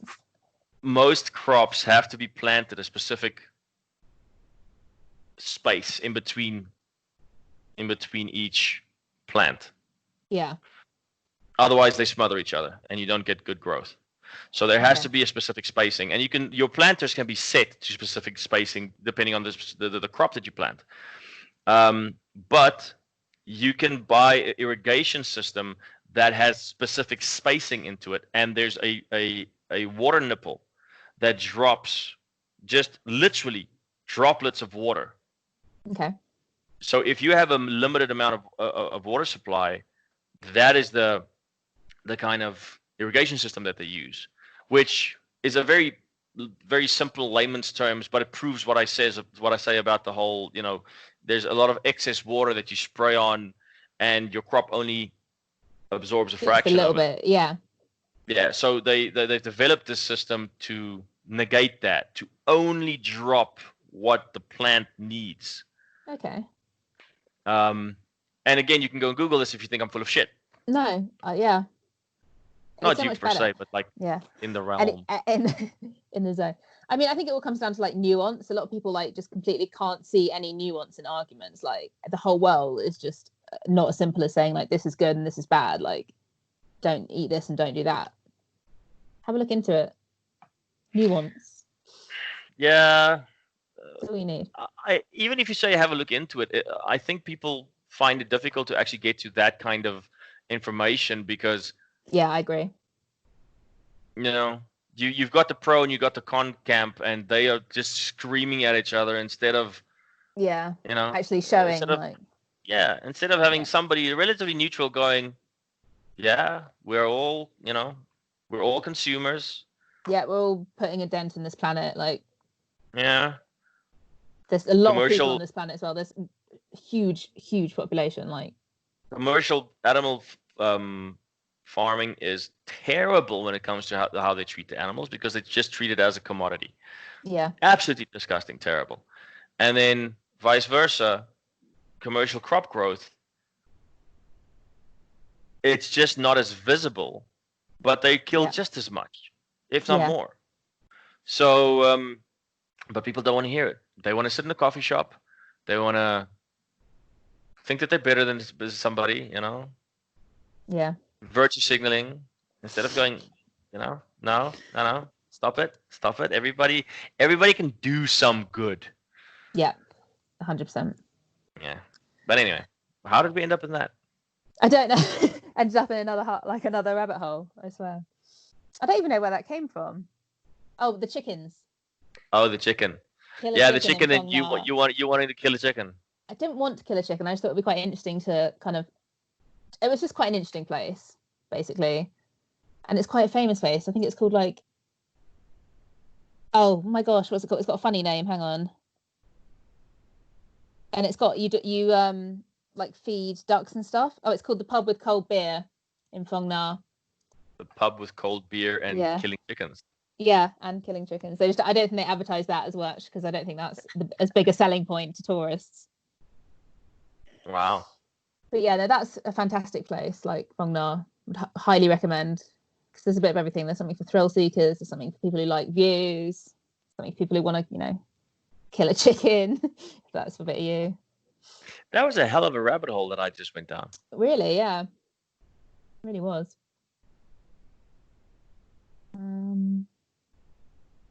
Yeah. So I'm trying to think after that. Actually, the one thing that I would not think, like, no one should go to Vietnam and miss this, is going on the Hai Ban Pass, which is like the only thing that I would kind of equate it to is like it's just like miles and miles and miles of ocean view. And what I did for this part was, instead of I just didn't use my bus ticket for that bit. I went on an easy rider tour, which is basically where you get on the back of a motorbike with a guy who he drives you, and on like a huge motorbike, so there's plenty of room to like strap your backpack to the back of it, and then he drives you all the way. So I went from Hue to Hoi An, which is like, I think it's like five hours or something on the bike. But it was like, it's the most beautiful place, like the most stunning drive. Like you're just literally driving past the ocean all day, like on really like twisting turns and stuff like that. And he stopped a couple of times for like a drink and some food on the side of the road. And that was just the most amazing day, because it was so beautifully clear on that day as well. And just driving, like you're not even having to worry about driving. So you're not having to stress about it. You're on the back of someone's motorbike, like they're doing the driving, and you're just seeing all the oceans and stopping at like little places. And it's just, that was the best thing. Like that was the best thing I did in Vietnam, for sure.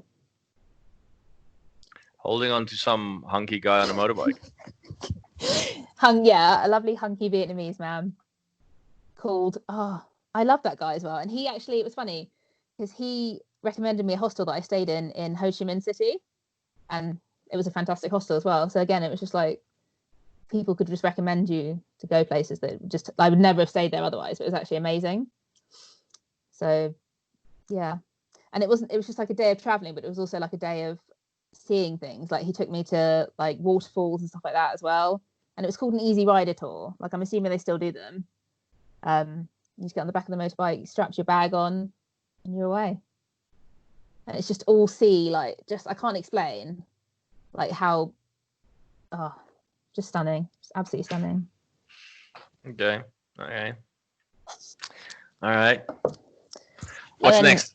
Hoi An as well, which is obviously kind of like I feel like Hoi An is one of the biggest places like that people talk about when you go to Vietnam, because Hoi An, the main thing about Hoi An is all the tailoring shops where you can go and get like tailor-made clothes.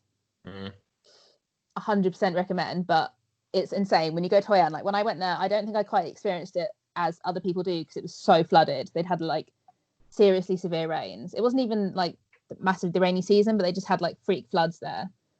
So everything was still a bit like, it wasn't, you know how they normally have all the lanterns and stuff in Hoi An, like that's one of the main things. They didn't have as much of that when I was there. But it's still a really cool city and they'd have all the tailoring. So when you go into Hoi An, there's literally street after street after street of just tailors everywhere.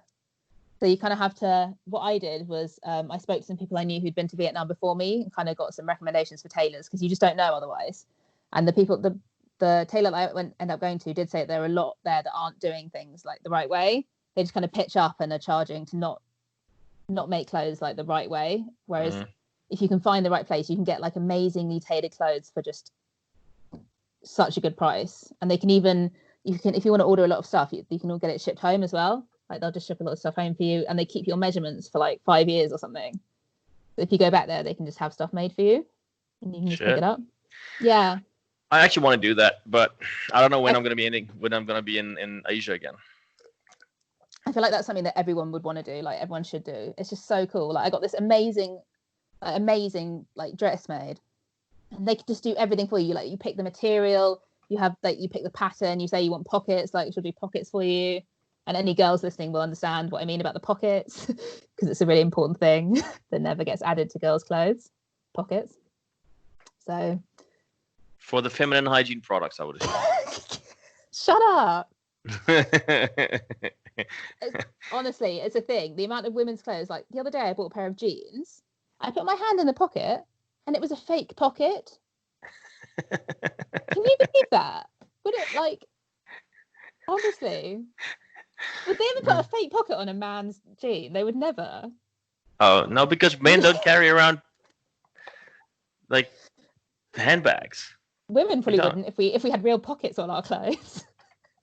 Have you seen how much shit some women have in their handbags? Yeah. Not pocket amounts of stuff. No. But maybe that's because we've been given fake pockets all this time, so we have to carry a bag. Okay. Again, down the rabbit hole of pockets. The pocket injustice. I'll write an entire blog about pocket injustice. We need to start a movement. Yeah, seriously. But no, it's incredible. So give me something that you should either not do or something to watch out for in Vietnam. Something that irked you.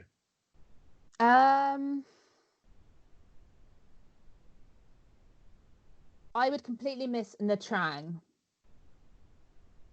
To be fair, a lot of people did say avoid Nha Trang, but I went there because I think it broke up a bus journey, so I would have had to travel like a much longer time. So I thought I'll go to Nha Trang because apparently there was a beach there. So I think, I'll spend a night in Nha Trang, I'll go to the beach. The problem with Nha Trang is that I went there and there was not a single sign in Vietnamese. There was no Vietnamese written anywhere. It was every single thing was in Russian. I found out later because I stayed in a really lovely hostel where they did like a family dinner, which is quite common in Vietnam, where they make like all the traditional food and you pay just like a small price to eat in the hostel and you kind of meet people and it's really nice. But the lady there was telling me that I think there's a direct flight from Moscow to Nha Trang. Don't know why. But because of that, it's a really big place for Russian families to go on beach holidays. Okay. But because of that, everything's in Russian and everything's really, really expensive because obviously all the Russians have come over from Moscow. They've got, a lot of them have got quite a lot of money. So the prices are massively hiked and it's not a great place. Like it's really nothing to write. You see more beautiful beaches anywhere else in the world. Oh. so for that reason, it was just kind of like a complete miss for me. Yeah, meh. But again, it wasn't somewhere that a lot of people really told me to go, and I was really disappointed by. Like, I kind of knew it wasn't like a huge place to go, but I don't like that. Anywhere that kind of, I hate anywhere that is taken over by like a load of tourists from, like, I know it's, I'm not saying I hate tourists, because obviously I am one. But I do get that I am one. You do want to get a sense of the actual country that you're going to. Yeah, exactly. It's like when you go to... So sorry, keep talking. I'm just gonna... Are you just off then? Yeah. I can hear you. I'm still gonna be talking. I just want to get myself a bag of chocolate. Okay, cool. So yeah, tell me something. So is that like the extent of your highlights of Vietnam, or is there another one? There's just one more, because obviously the very bottom. So I started at the top and went all the way down to the bottom, and the last place is Ho Chi Minh, which you definitely cannot miss while you're in Vietnam for sure, because it's kind of like, what I kind of always described it as was the Bangkok of Vietnam, because it's one of like it's the biggest city. It's like you either love it or you hate it, and I feel like that a lot with Vietnam as well. Not with Vietnam, with Bangkok as well. People would either be like, "Oh, I had a great time," or "Oh, I hated it. You should only go there to stop over." But I would say you 100% can't miss it. Like, there is just so much. Like, the food is the best in Ho Chi Minh for sure. It's so cheap as well, and it's just it's one of those crazy cities that you can't go to Vietnam without going to Ho Chi Minh for sure. For sure. Well, isn't that one of the main places you either fly in or fly out of? Yeah. So I flew into Hanoi, but a lot of people do fly into Ho Chi Minh. It's like Bangkok in that way. You have a lot of people just staying there for like a night or two, just to fly in or out. But that is also where you see the museum for the war. Okay.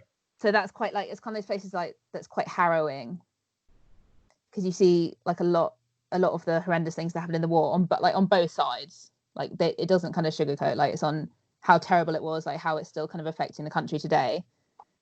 How the fact that I was really, really shocked by the fact that there is still a lot of unexploded bombs in the countryside in Vietnam, and it is still affecting people who live in the countryside, because it does bombs go off sometimes still, even though the war happened so long ago, and people are like, civilians are still being affected by this, which I just think is absolutely awful. It's war. Every war is terrible. Every war is... Yeah. I feel like you get really shocked when you kind of see things up close. Like, you see, especially wars like that, when we don't really get taught a lot of that kind of stuff in the UK. So I didn't really know a lot about it. Like, our history is quite pitiful, like how we're taught it. We don't get taught a lot of like world history.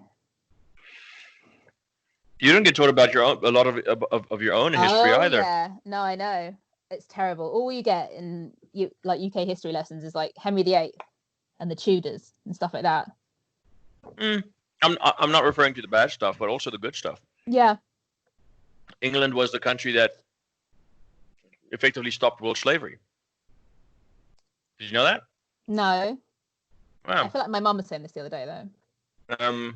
Again, like, there's just a lot of things that we don't, Yeah. There was a declaration signed in England, stop the slave trade. England built, or they already had the ships, but they reassigned them, or they built them, I don't know. They had the West Africa Squadron, fleet of ships, and the East Africa Squadron. And they patrolled those waters. And it stopped any slave trade from happening. They incurred such a massive debt. That debt was only finished paying or repaid in 2014. Wow. No shit, right? Wow. Can you believe that? Yeah. All we hear about is Henry VIII in our history. I swear to God. How many wives he had. We all know how many wives Henry VIII had, Teach us something new. Yeah. But yeah, no, I think especially, and in Ho Chi Minh, I remember I went to this kind of, it was like a little shop on the edge of town where this guy, he used eggshells to paint. He like crushed eggshells really finely and then make them into like gorgeous pictures of sunsets. Like, I bought one, I have one over here. But his limbs were like massively deformed from Agent Orange, because that's a huge thing, that people are still being born with deformities because of the Agent Orange poison that the Americans dropped. Again, it was war, so things were happening on both sides, and people did say that, but I think it's kind of one of those things that you have to go and see. Like, you have to kind of learn a bit about it. If you're going to be in Vietnam, you have to kind of see. It's like being in Cambodia and going to the killing fields. Like, it's not fun, but it's I just was something you have to so do. disappointed by the killing fields. In what way? I thought it would be worse. Like, I thought they would be more like visceral, in your face, because war is shit, and like, I know war is shit, and I like growing up in Africa. A lot of the cultures in Africa, they don't really teach their kids the value of life, or to preserve life. Africa is a very violent place for the majority of it. Maybe that made me a little bit, thick-skinned to it, but I went to the killing fields and I was like, okay, there's a tree, and then they tell you about how they killed the babies on the tree, which is okay, fine. Like, graphically thinking about that sucks and it's terrible and it should never happen. But I just see a tree, so it's like, okay, there's a tree. You know what I think though? I think they're trying to make it into like a nicer place. They're not trying to have it as like a museum of horror. Like that, I kind of know what you mean, because I went there and like I've been to Auschwitz in Poland, and that is seriously harrowing. Like, without fail, the most harrowing place I've ever been. But when you go to the killing fields, it's kind of like they're trying to make it more of a peaceful place. They're not trying to make it like a shop of horrors, I think. And I think that's partly because it happened so recently. Like, my mum was alive when this happened. It's so recent, and I think a lot of people kind of in Cambodia are still had like all their relatives died, like all their family died. So I don't know. I think that's kind of what it is. They're not trying to make it into an in-your-face kind of like horror show. There's a prison in Phnom Penh. Yeah, I've been there as well. Oh, the S something, was it? Yeah, S13 or S something. Yeah. That, apparently, I heard. I did not know about this when I was there. So I missed this. I didn't go there, but apparently that's a little bit more, because you see all the like cells and things. Yeah, and they've got photos, and there is still blood. There is still blood in those as well. Right. So that's a little bit more of a little bit more of an impactful kind of. Okay, but from what I heard, I said, I was, and I'm actually, with being kind of let down a little bit by the killing fields. I'm really pissed that I didn't go there. To maybe get a little bit deeper sense of, man, this is. Yeah, and there was a lot of like information at that prison about kind of what happened. Yeah. So yeah, I think for me, I think they went hand in hand going to see them. But I found the killing fields really disturbing. I don't know if it was just because it might also be because you did go to the other one, so you kind of connect those two. I think I went to it first as well. Yeah, so you see that me, I just went to the killing fields, and it's not as impactful as what I understand the prison to be. Yeah, I think they do definitely go kind of together to understand it fully. Yeah. But okay, so that's Vietnam.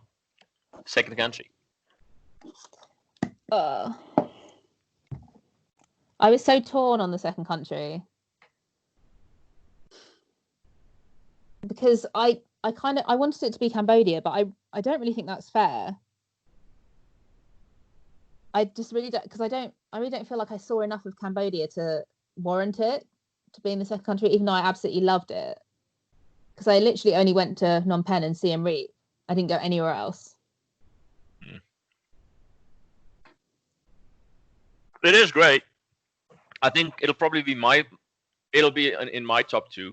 Yeah, it's amazing, and I feel like kind of the reason why I do want to include it in the top 2, even though I feel like I haven't seen enough of it to include it, is because it gets such a bad rap on like a backpack circuit. I don't know if you've ever noticed that before, but it gets a really, like, a lot of people I met were like, oh, I would skip Cambodia if I were you. Like, it's not great. It's, it's not, I didn't really enjoy it that much. Vietnam's much better. So maybe it's because I went in there with like zero expectation, and I just ended up finding it just just amazing. So yeah, it is in my top 2. I've decided right now. I had a couple of ones like on the run up, but again, I think Cambodia is always the place. If someone says to me, where do you love in the world? Cambodia always comes straight to like the forefront of my brain. We went, me and my then girlfriend rented motorbikes, and we went south first. Now, I suck at names, whether it's be names of places or names of people. Don't ask me because I forget. But we went south first, a couple of beach towns or whatever. Very quaint. Very quaint. Yeah. Not very touristy. Lovely. Because this was my take of Cambodia. Or at least the tourist part, the backpacker part. Most backpackers fly into Phnom Penh, or they get in there somewhere, somehow, but mostly on a bus. They go from Phnom Penh to Siem Reap, that highway, because there are 2 highways. That's exactly what I did. Yeah. Yeah. So if I look at the map, people are gonna look at my hands and go, "This guy's crazy." But from my perspective on the map, Phnom Penh is here, Siem Reap is here, and there are 2 highways. The one that on the northern side, that's the one that most tourists use because it's nicer, it's cleaner, it's well built. Yeah. And then there's another highway that also goes to Siem Reap, but it's like a southern curve. Yeah. And that's more locals use that one. It's not as well built and blah blah blah. But then even down south, the highway, that's there. If you don't live in one of the main spots, that's the only time they see the backpackers or they see the tourists in a van driving past. Yeah, exactly. So when me and my then girlfriend jumped on the bikes, we went down south. Then we made like a easterly loop up to Battambang. Oh yeah. Where great place. Man, the fruit juices. This is what's stuck in my mind. This is how stupid of a traveler I am. Sandwiches. The fruit This is juice. your sandwich. This is my sandwich. The fruit juices was $1 fruit juice. And it was more like a puree. They'll make it in front of you. There's no coming like out of concentrate. There's no sugar added. It's just thick fruit puree, basically. Yeah. And I would torture a man slowly for one of those. They were so good. The fruit in general in that part of the world is just, the amount of disappointing mangoes I've eaten since then. Like, you never eat a mango. Do you know what I mean? Like, it's just like, it's like £4. This mango is £4 and it's just shit. You can get like a mango just on the side of the road in Cambodia and it's just like the sweetest thing that you've ever eaten. It was amazing. So we went to Battambang and the reaction of people when they saw us on the motorbikes. Actually, you're a white guy on a motorbike in the super really rural area of Cambodia. Like, what is this dude doing? And then there's like this tiny little Swiss girl on another motorbike just behind him. It's like, what in the hell? Like you can actually see the surprise in their faces because it wasn't just a minivan full of tourists going its way to Siem Reap. Yeah, actually, I went on a moped because a guy I met there was going out with a Cambodian person, with a Khmer person, and so he drove us like really deep into the countryside. He was like, "You're going to see like no one, like you're not going to see a single tourist out here." And as we were driving on these mopeds, it was like, yeah, and people just like stare, like look at you, like, oh my god. So I know exactly what you mean. You only need to go a little bit out of the cities in Cambodia to see just like not a single person, like no tourists, just people like living their lives, like, and it's so beautiful. Like it really is just so interesting. Like people said, it's not that beautiful a country, but I completely disagree with that. I think it's really great. And there's so many places you can just ride. The people, if I thought people in Vietnam were friendly, it was nothing compared to how people are in Cambodia. Yeah, and like we were driving on the way to Battambang, and I got a flat tire. Now, first of all, as you're driving on next to the roads, there's a whole bunch of like rice paddies and fields, and whatever, and it's always a bunch of women working their asses off in the field. Yeah. Like carrying heavy shit. Like one day I was like, yeah, I'll try and help you guys. And like, I'm not a small lad. And I picked up, I was like, damn, this has got some weight to it. It's like, shit. Yeah. And these women are just going at it. Yeah. Um, but just how friendly they are. Everybody has a smile on their face. First they stare at you, and Yeah. then they smile and they wave and Yeah. like, you Yeah. know. So that was great. Batang Bang was amazing. In all of the parks, like within the city, every night there are people doing exercises and walking the dogs. Yeah. It's like, you know, it was a great place. I really enjoyed Cambodia, and the same. I saw a little bit more than you, from what it sounds like, but Yeah. I still didn't see enough. Yeah. It would be the first place that I would like when I was planning my next trip before COVID came, ruined everything. Cambodia was going to be the first place that I would go because I just didn't see enough of it. But my visa ran out, and then I was going to Malaysia. So, but yeah, that's 100% the first place I go back because just even going back to how friendly people are, like that was the place where I crashed my moped. And I crashed my moped. I came off like right opposite this cafe, like full of these local people because we were still quite far out of the city. And literally, I came off it, like my whole like legs were just road rashed. You can just imagine it, just complete road rash. And within like 4 seconds, there was like 6 local women just putting Tiger Balm on it and like cleaning it out and putting like little iodine on it. I was just like, oh, thanks. Someone gave me like a mango. I was like, oh, cool. And then Yeah. the next time you saw a cafe, you were contemplating taking a dive Yeah. for Yeah. mango. You're like, I'm taking a mango out of this. Just for the fruit. Yeah. No, they were Yeah. great, and there's so like really good bread. Yes. And just actually really good food in general, really underrated food. Like from what people talk about Vietnam for food a lot, and it's fantastic, and Thailand a lot for food, it's fantastic. But I ate some really, really good food in Cambodia. Yeah, like I can't remember any of it. even in the most rural little spots, there was a guy on a 3-wheel bicycle with a little box built in front, selling really good bread. Yeah. Now, this might sound very stupid, but I don't care. I love bread. And Me too. and I think somebody told me it's because it used to be a French colony. Yes. So a lot of the Yeah, I French think that's what it pastries kind of is. stayed. And it was just Yeah. good bread and good fruit shake. Can't go wrong. I'm okay. I'm good there, Yeah. mate. I'm good. Yeah. It's one of those places that I never actually blogged about Cambodia, and I don't know why. I don't know. I think it's because I didn't feel like I could because I really hadn't seen enough of it. Like I only saw 2 cities, but I just felt really, again, it was another place that I felt really settled in. Don't know. I just settle. It seems. There's a spot in the northeastern side of Cambodia that is apparently it's got like forests and I think river dolphins or something also. I'm not sure Wow. that might be I might have it that wrong. But that's also a part that I really wanted to see, but the little motorcycles that we rented for our trip was not suited to go up there. Okay, yeah. So I always figured some like, of the roads are gnarly up there. yeah. So I told the story to Tyler that made me look like such an asshole. Go on. I'll tell the shortened version because I already told it like literally on the previous podcast. But okay, yeah. It's in Phnom Penh. There are a bunch of kids at a traffic lights on the side of the road. So they wait until the traffic stops and the light's red, and then they run out with a feather duster.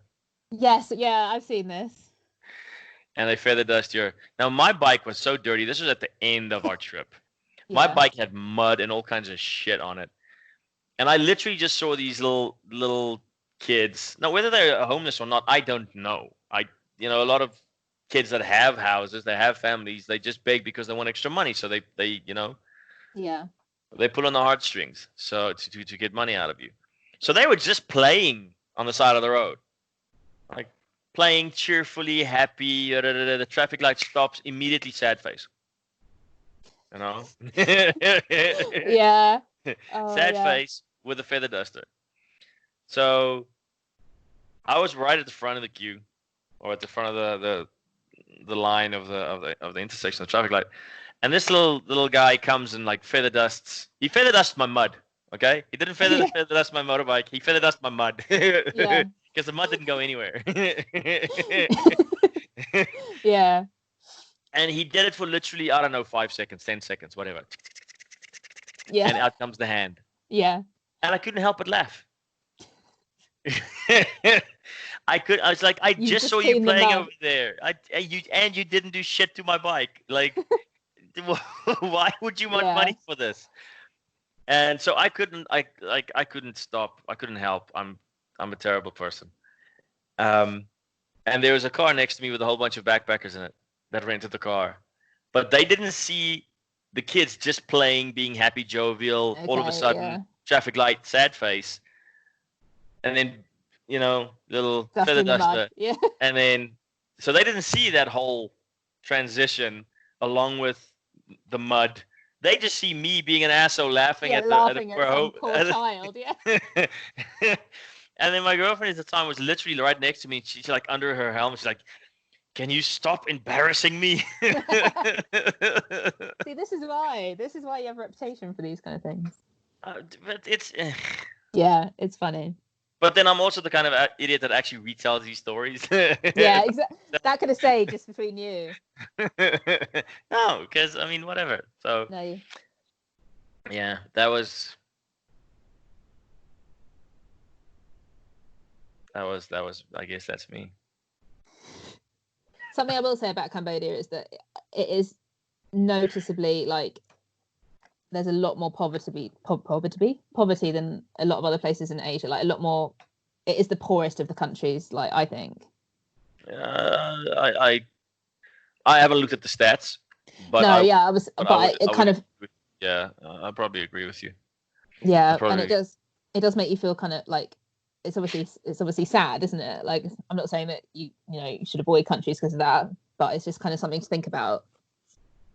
I think that's what put some people off. I don't know. So Angelina Jolie's, she's got a very big soft spot in her heart for Cambodia, yeah? Yes, doesn't she have a adopted Cambodian child?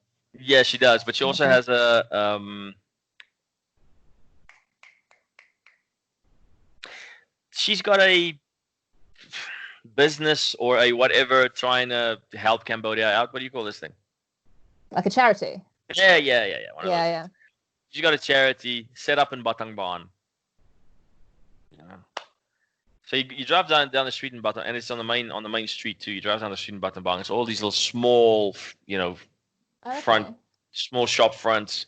Really, the atypical Asian single floor. I can picture it. Yeah. Yeah, like. Come out. You walk straight into the living room. Yeah. Big sliding door. That kind of open. Yeah. Shop front is right there. That kind of thing. And then all of a sudden there's this big fuck off mansion, which is the charity. Oh my god. Okay. Hell of a mansion. What's her kid's name? What's her kid's name that she? Because she named the charity after the kid. Oh, I'm not sure. Is it Shiloh? No, doesn't matter. But yeah, I didn't know she had the whole thing set up there. Yeah, but it's really funny. Like, this is supposed to be a charity. You can run a charity out of a small little, dingy toy shop and use that money to do good. No, they built their own mansion. Yeah, that's literally insane. That's ridiculous. But not wanting to be people that just, talk yap about somebody else's. Yeah. At least they're doing some good. I assume. I've never looked into what exactly they do, but fair enough. So. But you probably got templed out. Yes. Oh, yes. Right. Yeah, for sure. But Angkor Wat is obviously something different, which I completely, I forgot about Angkor Wat. How bad is that? I was like thinking of all these things I did in Cambodia. I was thinking about like a plate of rice I ate, but I completely forgot about the wonder of the world that I saw there. And I said the exact same thing to Tyler yesterday. Like after a while living in Asia, you get completely templed out. But Angkor Wat blows your mind. So especially after Thailand, I think I found, because Thailand, it is literally a temple a day, isn't it? Like temples. And the first day you go, you see that the giant Buddha, you know, the golden Buddha, and it's amazing. And you see like all these temples, and like a week or two later, you're like, I can't look at another temple for a while. I need to take a short temple break. But there, like you said, you go, like we went on the sunrise tour to Angkor Wat. I don't know if that's what you did. But it was quite bad because we basically been drinking all evening, then just booked the Angkor Wat like sunrise tour. And so I was a bit like, you know, I was tipsy. We got in the tuk-tuk. We were all happy. And I was just like, I stood up there and I was like, I've never seen anything like this in all my life. And I still haven't. Like, it's just unreal. Like, it's and just scope of it. Because it's not really, so what in Thai means temple. Yeah. Wat Chalong, what So Wat Pho. Angkor Wat, I would assume, has some. I'm not sure if Cambodian what means the same as in Thai, but it's not really a temple. It is a city. Yeah. And the scope of it is enormous. Some people spend like 3 days there, don't they? I couldn't, but there's just so much. Yeah, like you said, so much to explore. It is literally a whole other place in itself. It's amazing. And once you start learning about the history and when that was a thriving, bustling, you know, society. Yeah. They ruled all the way down to almost in Malaysia. Like the area in which that kingdom covered was tremendous. Yeah. It is. It's an absolutely incredible thing. Yeah. No, I would go back just for that, but I heard the prices just went insane. Yes, I heard that as well. Like, I don't think it was that long after I went that it got really, really expensive. I think even when I went, it was more expensive than it had been. But it's amazing. It is amazing. But I'm not sure how people can do like 3 days there. I think there must be people who are very into like all the history of it and kind of exploring every single bit of it. Because it is hot as well. Like, it's very hot there. I can see doing the 3-day thing. I mean, even if it's a relaxed 3 day. When I'm on holiday, don't fucking rush me. I'm the same, yeah. So if I get on a motorbike and drive somewhere, I want to enjoy the ride. It's got to be a leisurely ride to go somewhere because I'm on holiday and fuck the world. Yeah.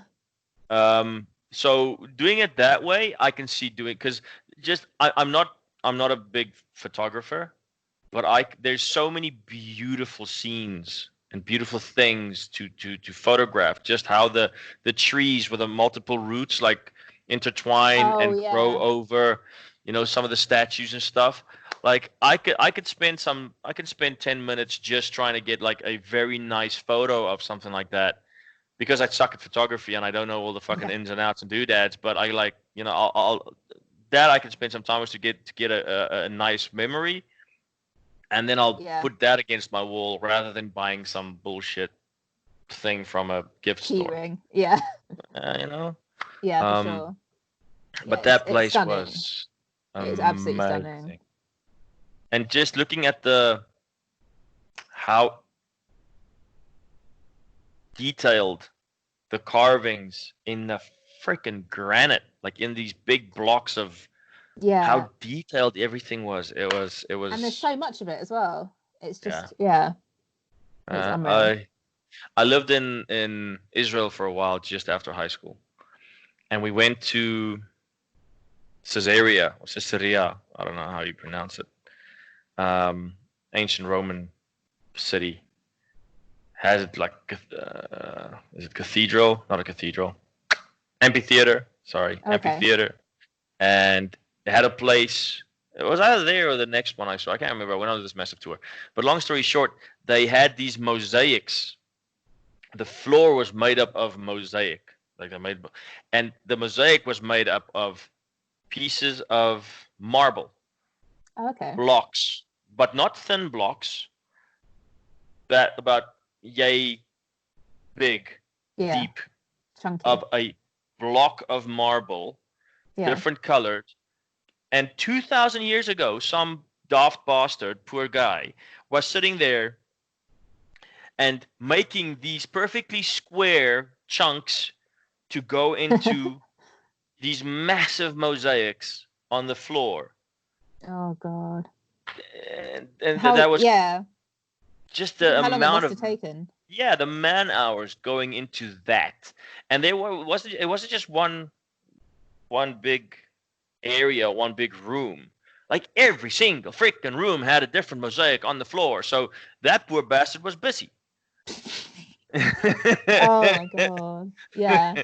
He was It's mad busy when you look at things like that and you think how long it must have taken someone, especially back in the day when there was like with a hammer and no a help. chisel. Yeah, Like, exactly. ding, ding, ding, ding.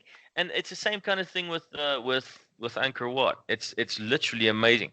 In Sri Lanka, same fucking hell, back-breaking labor. I'm in Colombo, which is supposed to be so in most countries the cities are more technologically advanced, right? Yeah. Okay. I'm in Colombo, the capital of Sri Lanka. I jump on a train. I'm on my way down south to Eligama. I can't remember. It's to somewhere. And as I'm driving, like as I'm on the train, I see two guys working on the railroad. You know the railroad tracks, the Yeah. big pieces of metal, like big fuck off metal pieces, right? Yeah, yeah. Two guys are sitting on their butts, sawing through this thing with a handsaw. No. With a handsaw. How long would that take? I don't know. And I was just like, Oh this god. is these poor people That's horror. with a handsaw. I was like, man, God. how many blades do you have to change to go through? Because that was a big chunk of metal. Yeah. But yeah, it's like that kind of appreciation going, Yeah, that's true. mate. Yeah, it's undescribable unless you can actually go to Angkor Wat. It's just incredible. Yeah, yeah. And then sitting there and seeing how many people's cameras and shit get stolen by monkeys. Yeah. Oh, all over Asia, you see monkeys taking things. It's like, no, people think monkeys are so cute. They're not. No. They're little angry devils. Have you seen since the COVID-19? You know, in Thailand, in a lot of the temples, there are places where it's renowned for the tourists to feed the monkeys, right? Yeah, yeah. All right. Now all the tourists have gone, so there are these Starving monkeys. mega troops of monkeys because there's not enough food, in the jungles to sustain such a massive group of monkeys, and it's just down to the tourists feeding the fuckers, right? So they're actually starving. There are look online after we're done of the videos of these massive troops of monkeys just running into some areas and ransacking everything. Oh my gosh. Because there's no tourists giving them food anymore. The tourists are clearly helping for some. I didn't think that would help. Yeah. Feeding monkeys, but. What do you have at the bottom there? Bottom of what? It looked like you were reaching for something. No, I was just putting my foot up. Oh. It's beginning to ache. Okay, so Cambodia second. What was the close third? It sounds really unimaginative, but Thailand was there and Spain was there as well. Okay. But so I physically couldn't do Thailand because I feel like everyone has had enough of talking about Thailand. You probably have had enough of talking about Thailand. I think people have heard enough about Thailand. Even though it's absolutely fantastic. Like I would recommend anyone, especially anyone who kind of wants to go to like Southeast Asia for the first time. Like I would say go to Thailand first because it's probably the most like user friendly, isn't it? I don't know. Like I never really did a lot of touristy things in Thailand. I lived in Thailand, so like I lived. Yeah, I remember. Yeah. So I didn't do a lot of touristy stuff. So I still get a kick out of chatting to people about Thailand because also everybody's got a different view, a different set of interests. So yeah, you would go hang out on the beach, and I spoke to a couple of party animals, and they searched out all of the places where you can go party in the jungle. Yeah. So that was kind of the shit that they were into. So they went and partied in the jungle in some spots. So I mean, like having convos about them, it's still a unique experience from me. Oh yeah, and it's so much fun, and there is so much to do there. Like there is just so much to do. There's like adrenaline sports, or beaches, or parties, or you know, any of that kind of stuff. Like you can do it all in Thailand. Yeah. I was just basically working. Not that I had a bad job. I mean, I'm a scuba diving instructor, so that's what I did on Koh Samui, That's which is not, great. yeah. You know, so That's not really work, is it though? That's fun. it's great. I mean, One of my best days actually in Thailand was on a scuba diving tour in Koh Tao. Koh Tao. We went on a lovely scuba diving trip, and it was just one of the nicest days I've ever had in my life. I just find scuba diving is so nice. it's okay, yeah. It's just not. It's just so nice. I don't know. I just think because you did it as a job, so it's probably like, oh, I've got to go and scuba dive today. Yeah, I did like it because of the fact that everybody that you deal with is on holiday. Yes, everyone's happy. Yeah, everybody's got the holiday vibe, which really does help. But in the same sense, people that go and stay in hotels also are on the holiday vibe, and some of them can be real big pricks. Yeah. So you, as in everywhere in life. Yeah, so you do get your oddball here and there that makes things a little bit difficult, or they expect that you carry them around on your hands a little bit more so than. But for the most part, that was definitely no. I don't want to say for the most part. That was definitely the funnest job I've ever done. Yeah, I can imagine. But it's only a job. It's not a career. Yeah. When I did my scuba diving instructorship when I was just out of school. I was 18, did my my IDC, instructor development course through Paddy, and then I went and lived and wanted to work in Israel. Back then, you could make I don't want to say a decent living, but you can earn $2,000, $2,500, $3,000 a month if you really put your shoulder to the wheel, and that's good. Yeah. You can't do that anymore. Really? Is it because there's too many people doing it? Paddy markets very well. Now, as an instructor, you get taught, and in your manual, so the instructor's got an instructor manual, which the guidelines, the teaching material, and the guidelines that you have to follow is in said instructor manual. And in the manual, in specific spots, to justify the students continuing their education, just buying another fucking course through Paddy. Yeah. There are prompts that you have to do. So they are very, very much in the, sell more courses, sell more courses, sell more courses. Yeah, of course. And they've just over marketed becoming a Paddy professional, dive master instructor. Yeah. And there's just too many of them. There's too many. That's a shame. It is. And also they don't. Now, again, people that are really wrapped up in, because people are very tribalistic, they want their tribe to be the best. Yeah. And people that are in the Paddy tribe, and they're the instructors that are in the Paddy tribe, is going to shit on me for this, but I don't care. Screw you. I've been an instructor since almost 20 years. You can kiss my ass. And I'm a commercial diver, so you can suck my left toe.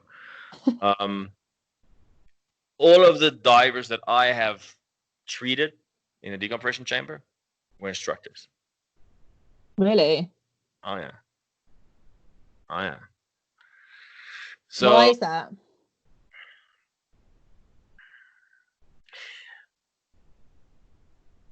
I don't want to just put it on one specific diving company. Most of the diving companies, and there are a bunch, Naui, Paddy, SSI, CMAS, they want to market it as being overly, I don't want to say, overly a family activity. Okay.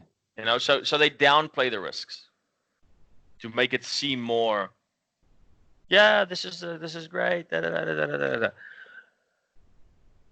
So it's quite dangerous. It can't Oh yeah, no, it's a risky thing to do. It really is. If you aren't knowledgeable, if there's not a accurate representation of these are the risks involved, X, Y, and Z. But if you tell people that it's not that, X, Y, and Z is not that, critical or that important or that this or that, or you don't, you only show them half the picture, then and that's why a lot of the instructors, they think they are, because I thought exactly the same thing. So I was instructor first for a while, and then I went into the commercial side of things. Yeah. Right. And as an instructor, a diving professional, I thought, I know this. This is fine. I know everything. Yeah. I'm good. And then I got to the commercial diving course, and I realized, wow, I don't know anything. Yeah.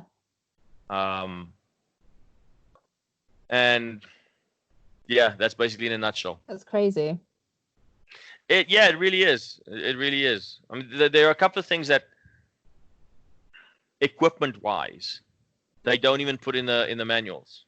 They literally don't, which has a direct influence to or impact on your bottom time, on the air available to you, blah blah blah blah blah. Because that'll paint it, that'll make it seem that the window, the margin for error is small, which it is. The margin for error in diving is actually small, but they don't want to portray it as such. They want to say the margin for error is big, and we've got all of these safety regulations in place. So it's a family activity, so pay for all of your fucking kids to go to diving. Money. Yeah. So in that sense also, it's too many instructors, too many dive masters. They speak 19 different languages, I just speak two, so it gets a bit. Yeah, for sure. Just an oversaturated market. But it's diving. Diving is great. Diving is great. I didn't know that you did your diving course. No, I was thinking about snorkeling. I realized straight away, I was like, snorkeling is what I did. But snorkeling's still great. Yeah, snorkeling is good, man. I mean, you can see. I do want to dive though. Yeah, I definitely want to dive at some point, but I just never got around to it ever. Diving is really great, and I would not tell any person to not do it. Diving is wicked. Yeah. I have to do it for sure at some point. It's something I always think about a lot. And then you have to go to the Maldives. Yes, that's exactly why. I always think about apparently the Maldives is just the most beautiful place to dive. Dude, the Maldives, it's so fucking awesome. Yeah. So awesome. And now that the Maldives, because the Maldives is a very strict Muslim community. Yeah. Right? Muslim country. They wanted to minimize the influence of foreigners on their population, so they had laws in place that forced people. The only places tourists could go is all-inclusive hotels, like the big ass hotels in the Maldives. Yeah. So they took that off of the books. And now all of a sudden the biggest platform for booking holidays in the Maldives is Airbnb. Oh, really? So a bunch of locals opened up a bunch of and the fraction of the price. Okay, that's actually really nice. So that opened it up to a much larger fragment of travelers, than just the guys that usually go to the all-inclusive hella rich. Yeah. Not expensive, but the diving there is amazing. Yeah. Absolutely amazing. You can almost see just as much snorkeling as you could see diving. I love snorkeling. That's good. That's great. And snorkeling, you get a tan as well because you're just on the top. Anyway. I'm so pasty white. Yeah, where's the sun? I work indoors at the moment, so. Yeah, so do I. Yeah, but unlike you know me. I do not care enough of, I want to have a nice. I want to be tan. Yeah, to go and lie out in the sun. No, mate. Yeah, fair enough. No. The English, obviously, with the lack of sun over there, as soon as the sun's out, everybody's in the park. Yeah, self-distancing, socialization, no, we're all out. Do you see the beach? Literally, cheek to jowl on the beach. English people don't care. They just want to go out in the sun. And they just want to get the sunburn. Yeah. Because there's no what's the word I'm looking for? Middle ground. Yeah. There's Common sense. I've literally got sunburn right now, so I can't even talk. There's no taking things in moderation, is what I was gonna say. No. As soon as the sun's out, everybody's just, I'm gonna be in the sun all day. Yeah. Exactly. It rains like 10 months of the year here, so you have to get it where you can. So where's your next trip gonna be to? Well, I need to go back to I need to go back to Asia. South Africa, I'm gonna fucking shoot. I probably will go back to South Africa, but only for like a couple of weeks, and then I'm gonna go and finish off the parts of Southeast Asia that I didn't do before. So like finish off Cambodia. The Philippines is a huge one. Like probably the place that I want to go to the most is the Philippines. Maybe go to Myanmar and then go and do the kind of like Australia, New Zealand that I didn't do before. And then there's a lot of other African countries that I really want to go to, like Mozambique. That's always been on the list. I really want to go back to Mozambique. Yeah, honestly, my dad went there, and he said it was just absolutely amazing. It is. It really is. There's a fuck ton of European countries as well that I want to go to. There's too many countries. There's not enough time, and now they're stopping us traveling for months as well, which is not helping. But why, you absolute tit, would you want to go back to South Africa? Who's that fucking schmuck that you had on the phone trying to argue with me about South Africa being safe? Who was that fool? That was my friend that has a South African boyfriend. Oh, so she's completely biased. Lives in a gated community, most probably. Yeah. Yeah. No, but fucking hell. And she wants to argue with a South African, while all the other South Africans, what you just said, wants to get the hell out of Dodge. She wants to argue with me about South Africa not being that, and with the extra that she's got a British passport as a fucking safety net. So she can at any one point in time jump on a plane, bugger off back to England. That is not, you know what? Yeah. Tag her in this, so she knows that I think she's a twat. She'll be listening. No, honestly, there were just a couple, of really nice people that I met in South Africa that I'd like to see again, and there were a couple of things that I didn't do. I didn't do a safari and stuff like that, so I'd like to see that. I didn't do cage diving with sharks, which I really wanted to do, but the sharks are literally, because in Mossel Bay there's a lot of sharks normally, but they all went into hiding when I was there. Like literally, there was just no sharks. It's like they knew I was coming, so they all left. So I need to go back and do that, because she used to work and like her job was to like arrange the cage diving for all the tourists. Mm-hmm. So she really wants me to do that. So I will definitely go back and just do that. But I probably wouldn't go to Cape Town this time. Just go for like another week or two in Mossel Bay. It depends how much money you want to spend too. Look into the Okavango Delta. Okay. You know what that is? No. What is it? It's spelled Okavango. Okavango Delta. You can mess it up. Google will fix it for you. But is it in South Africa? No, it's in Botswana, just north of. But it's completely worthwhile.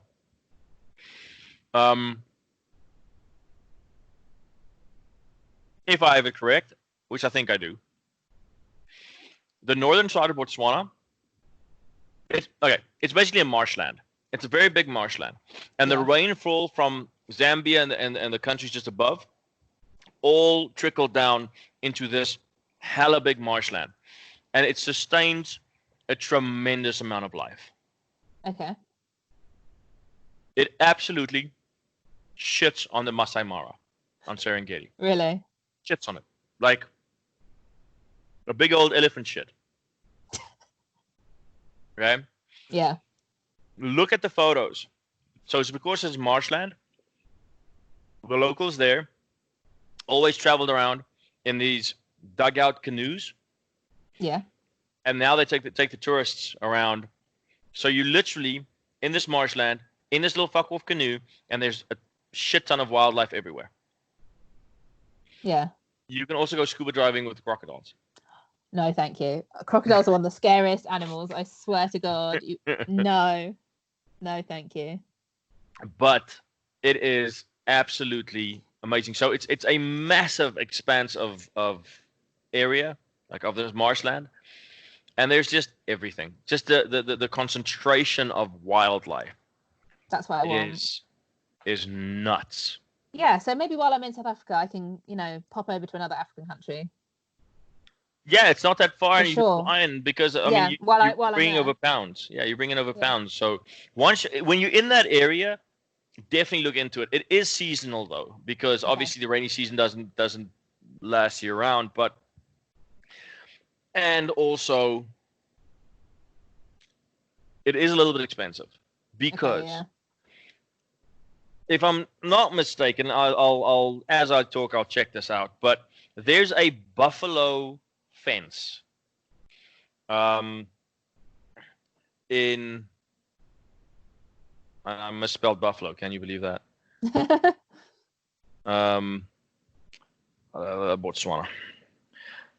There's a fence that they spanned to keep the buffalo in the Okavango Delta. Yeah. Now, like I said, it's a very big area. It's a very long fucking fence. Okay. Yeah. And once you get up that fence, it is literally wild Africa. Yeah. Oh. Lions, leopards. It's not a national. It's not a national park, which is usually in fenced, like enclosed. This is half of the country having a fucking fence over it, and the bottom half is like, okay, fine, that's where the people are, and the top half is the Okavango Delta, which is just wild and crazy, and it's Africa. Wow. That's going on the list immediately. So, but because of this, there's no electricity grid. Very few roads. Oh wow. A lot of it's that big. Like a lot of the people get flown in on little Cessnas, and when they build a hotel, that hotel only has electricity for as long as the generators run. So they only have electricity for X amount of time because they've got to bring in generators. Just to power it, yeah. So because of its isolation, it's kind of pricey. It's expensive, yeah. You can get cheaper ones. There are cheaper ones available. Like obviously, little price tiers go on, but it is beyond stunning. Yeah. Definitely something to think about. Check the prices out. It's I will 100%. I'm trying to find out if I'm in Africa anyway, which I definitely will be.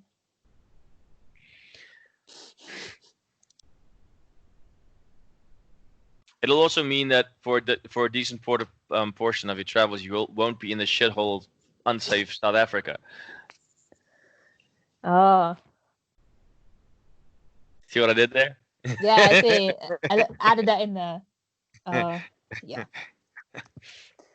But really, have a look. I mean, I will. No, I definitely will.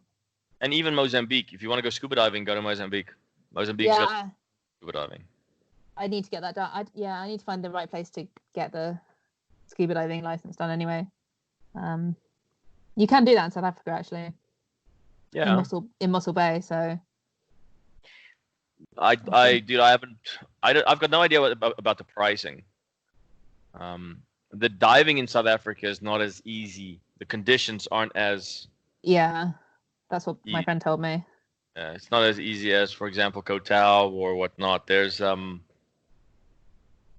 so back in the day, you did your open water scuba instructor.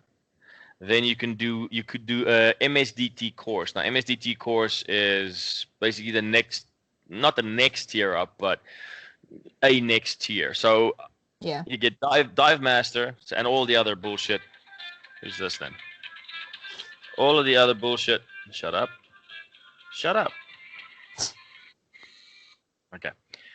All of the other bullshit like open water 1, advanced rescue, You get dive master, OWSI, which is open water scuba instructor, and then you get a whole bunch of specialty instructors: cave diving, drift diving, underwater naturalist, navigation, night diving, blah blah blah blah blah blah blah. Yeah. And then you get MSDT, which is Master Scuba Diver Trainer. So you could do a MSDT course back in the day. You can't do it anymore per se. So I went and did this after I did my instructor course. Yeah. And we went to go dive in Ellevel Shoal. Now, Ellevel Shoal Got a lot of sharks, a lot of nurse sharks, great diving, really. But the currents are insane. Really? Yeah, that's kind of scary. Not, it's not a general always kind of thing, but we dived in. So we're all a bunch of already qualified instructors, yeah? Yeah. And I shit you not, at one point, every single one of these instructors were hanging onto the reef, like literally not trying. Really? Yeah. As soon as we entered, holding onto the reef, and we're like, nah, this is, and Screw straight this. back up. Yeah. That along with just the general kind of bumpiness of the, and I get seasick. Yeah. That was the Of shittiest part. Like course. in South Africa, like really choppy water. Yeah. You got all these newbie divers, really keen, and here's me, green around the gills, like just Holding on. get the fuck in the water. I don't care. I don't care if this is a life affirming, experience for you. Get in the water. You're really ruining the vibes for them. Right. That's why I wanted to go work in places like Egypt and the Maldives. And I didn't work in the Maldives. We were just there on holiday. But man, it's like a dam. It's just Really. It's Gentle, clear. the best diving I've ever done would probably be the Maldives. Yeah. Amazing. A lot of people have said that to me. Anyone who's dived there, basically, said it's the best. That'll probably be one of my next ones. But unless you have anything else to add about Cambodia and Vietnam, I would let you go. We've been at it for like 2.5 hours. Oh my god. Time flies. You're talking about your favorite thing in the world. Traveling, yeah. Traveling, yeah. Thank you. I can't think of anything else. I'm sure the second I hang up, I remember like the best thing in the whole world about Cambodia. I almost forgot about the temple. The biggest temple in the world, like probably the most famous temple in the world, and I almost forgot I saw it. So I'm sure there's something I've forgotten, but no. Your blog? Where can people find your blog? www.hollywoodwonders.com. And her actual name is Hollywood. Yeah, it's Hollywood. So it actually isn't just a gimmick. It's actually my name. So yeah, I'm going to try and update that more because I haven't been so good at updating it during isolation. But there's a lot of like backlog stuff that I haven't written about yet, about all different kinds of countries. So I'm going to hopefully start getting that up soon. And what I can say about Holly's blog is, did you study to become a writer or a journalist or something? I did. Yeah, I didn't finish it, but I did study for a couple of years journalism. So, and I have always written, so I kind of do know writing is kind of my something that I've always done. It's a very well written blog. Thank you. And I've read a few other people's blogs, and you can just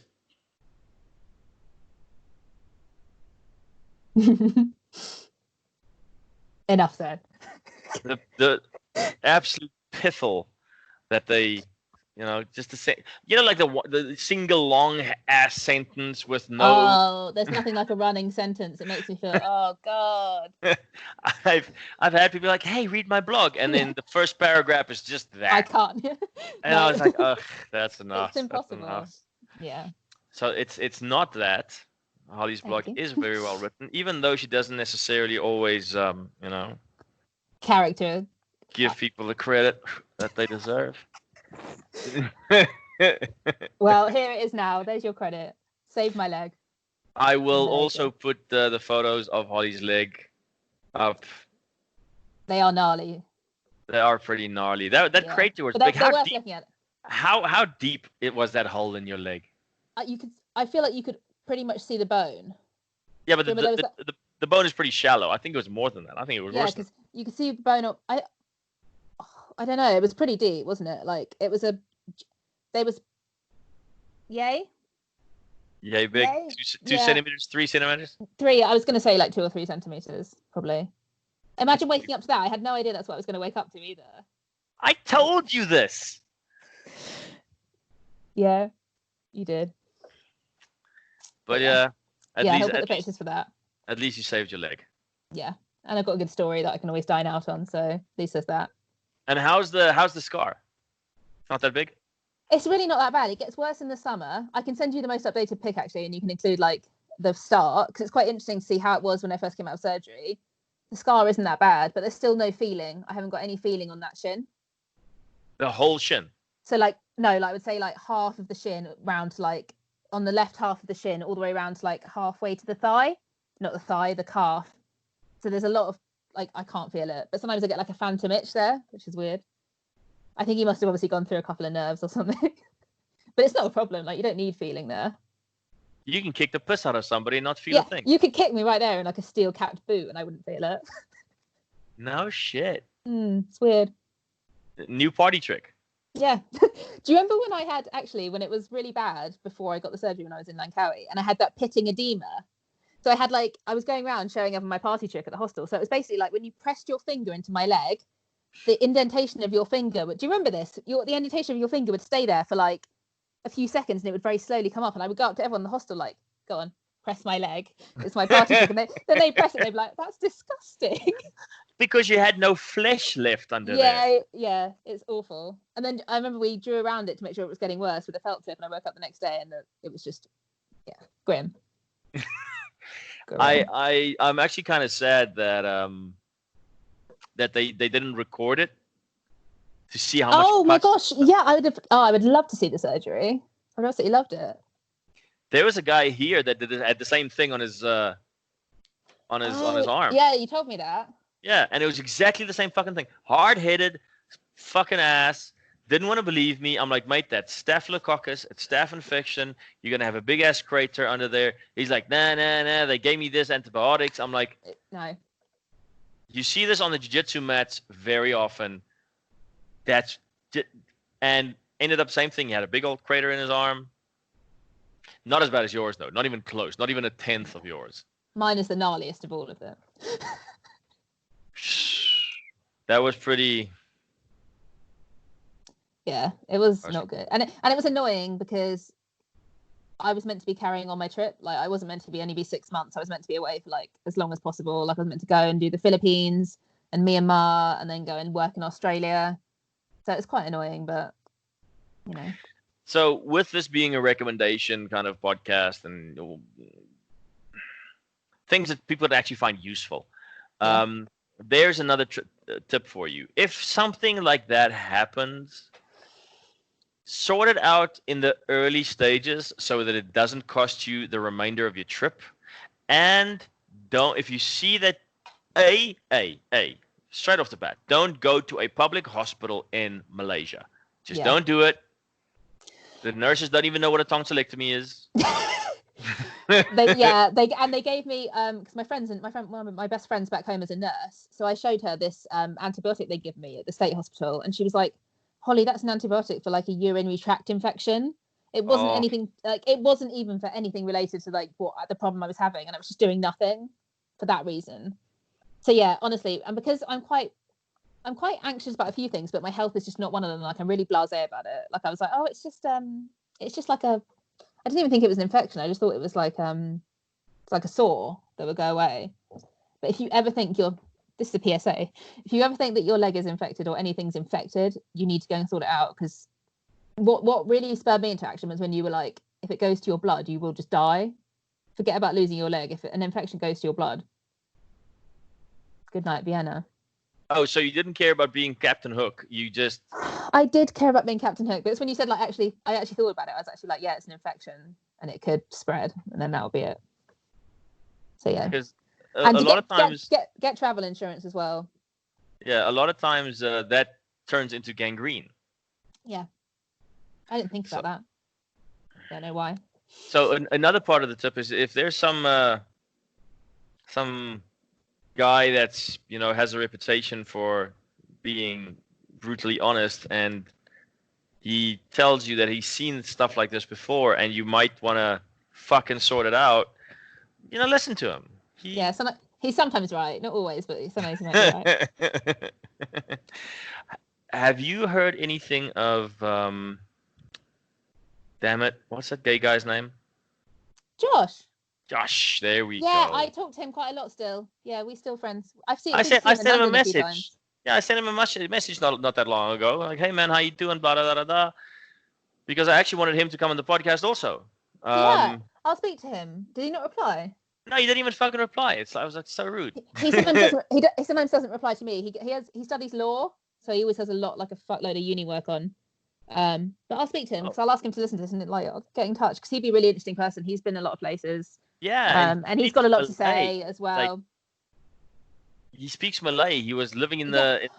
You know what? Actually, he came to visit me at the hospital, and he just came there. He was like charming all the nurses, like because no one expects any white person to really speak Malay, do they? But he spoke it really well, and he would like come and like charming everyone, like talking Malay. It was really sweet, actually. Yeah, no, he's great. And for anybody that's like, oh my god, he called that guy gay.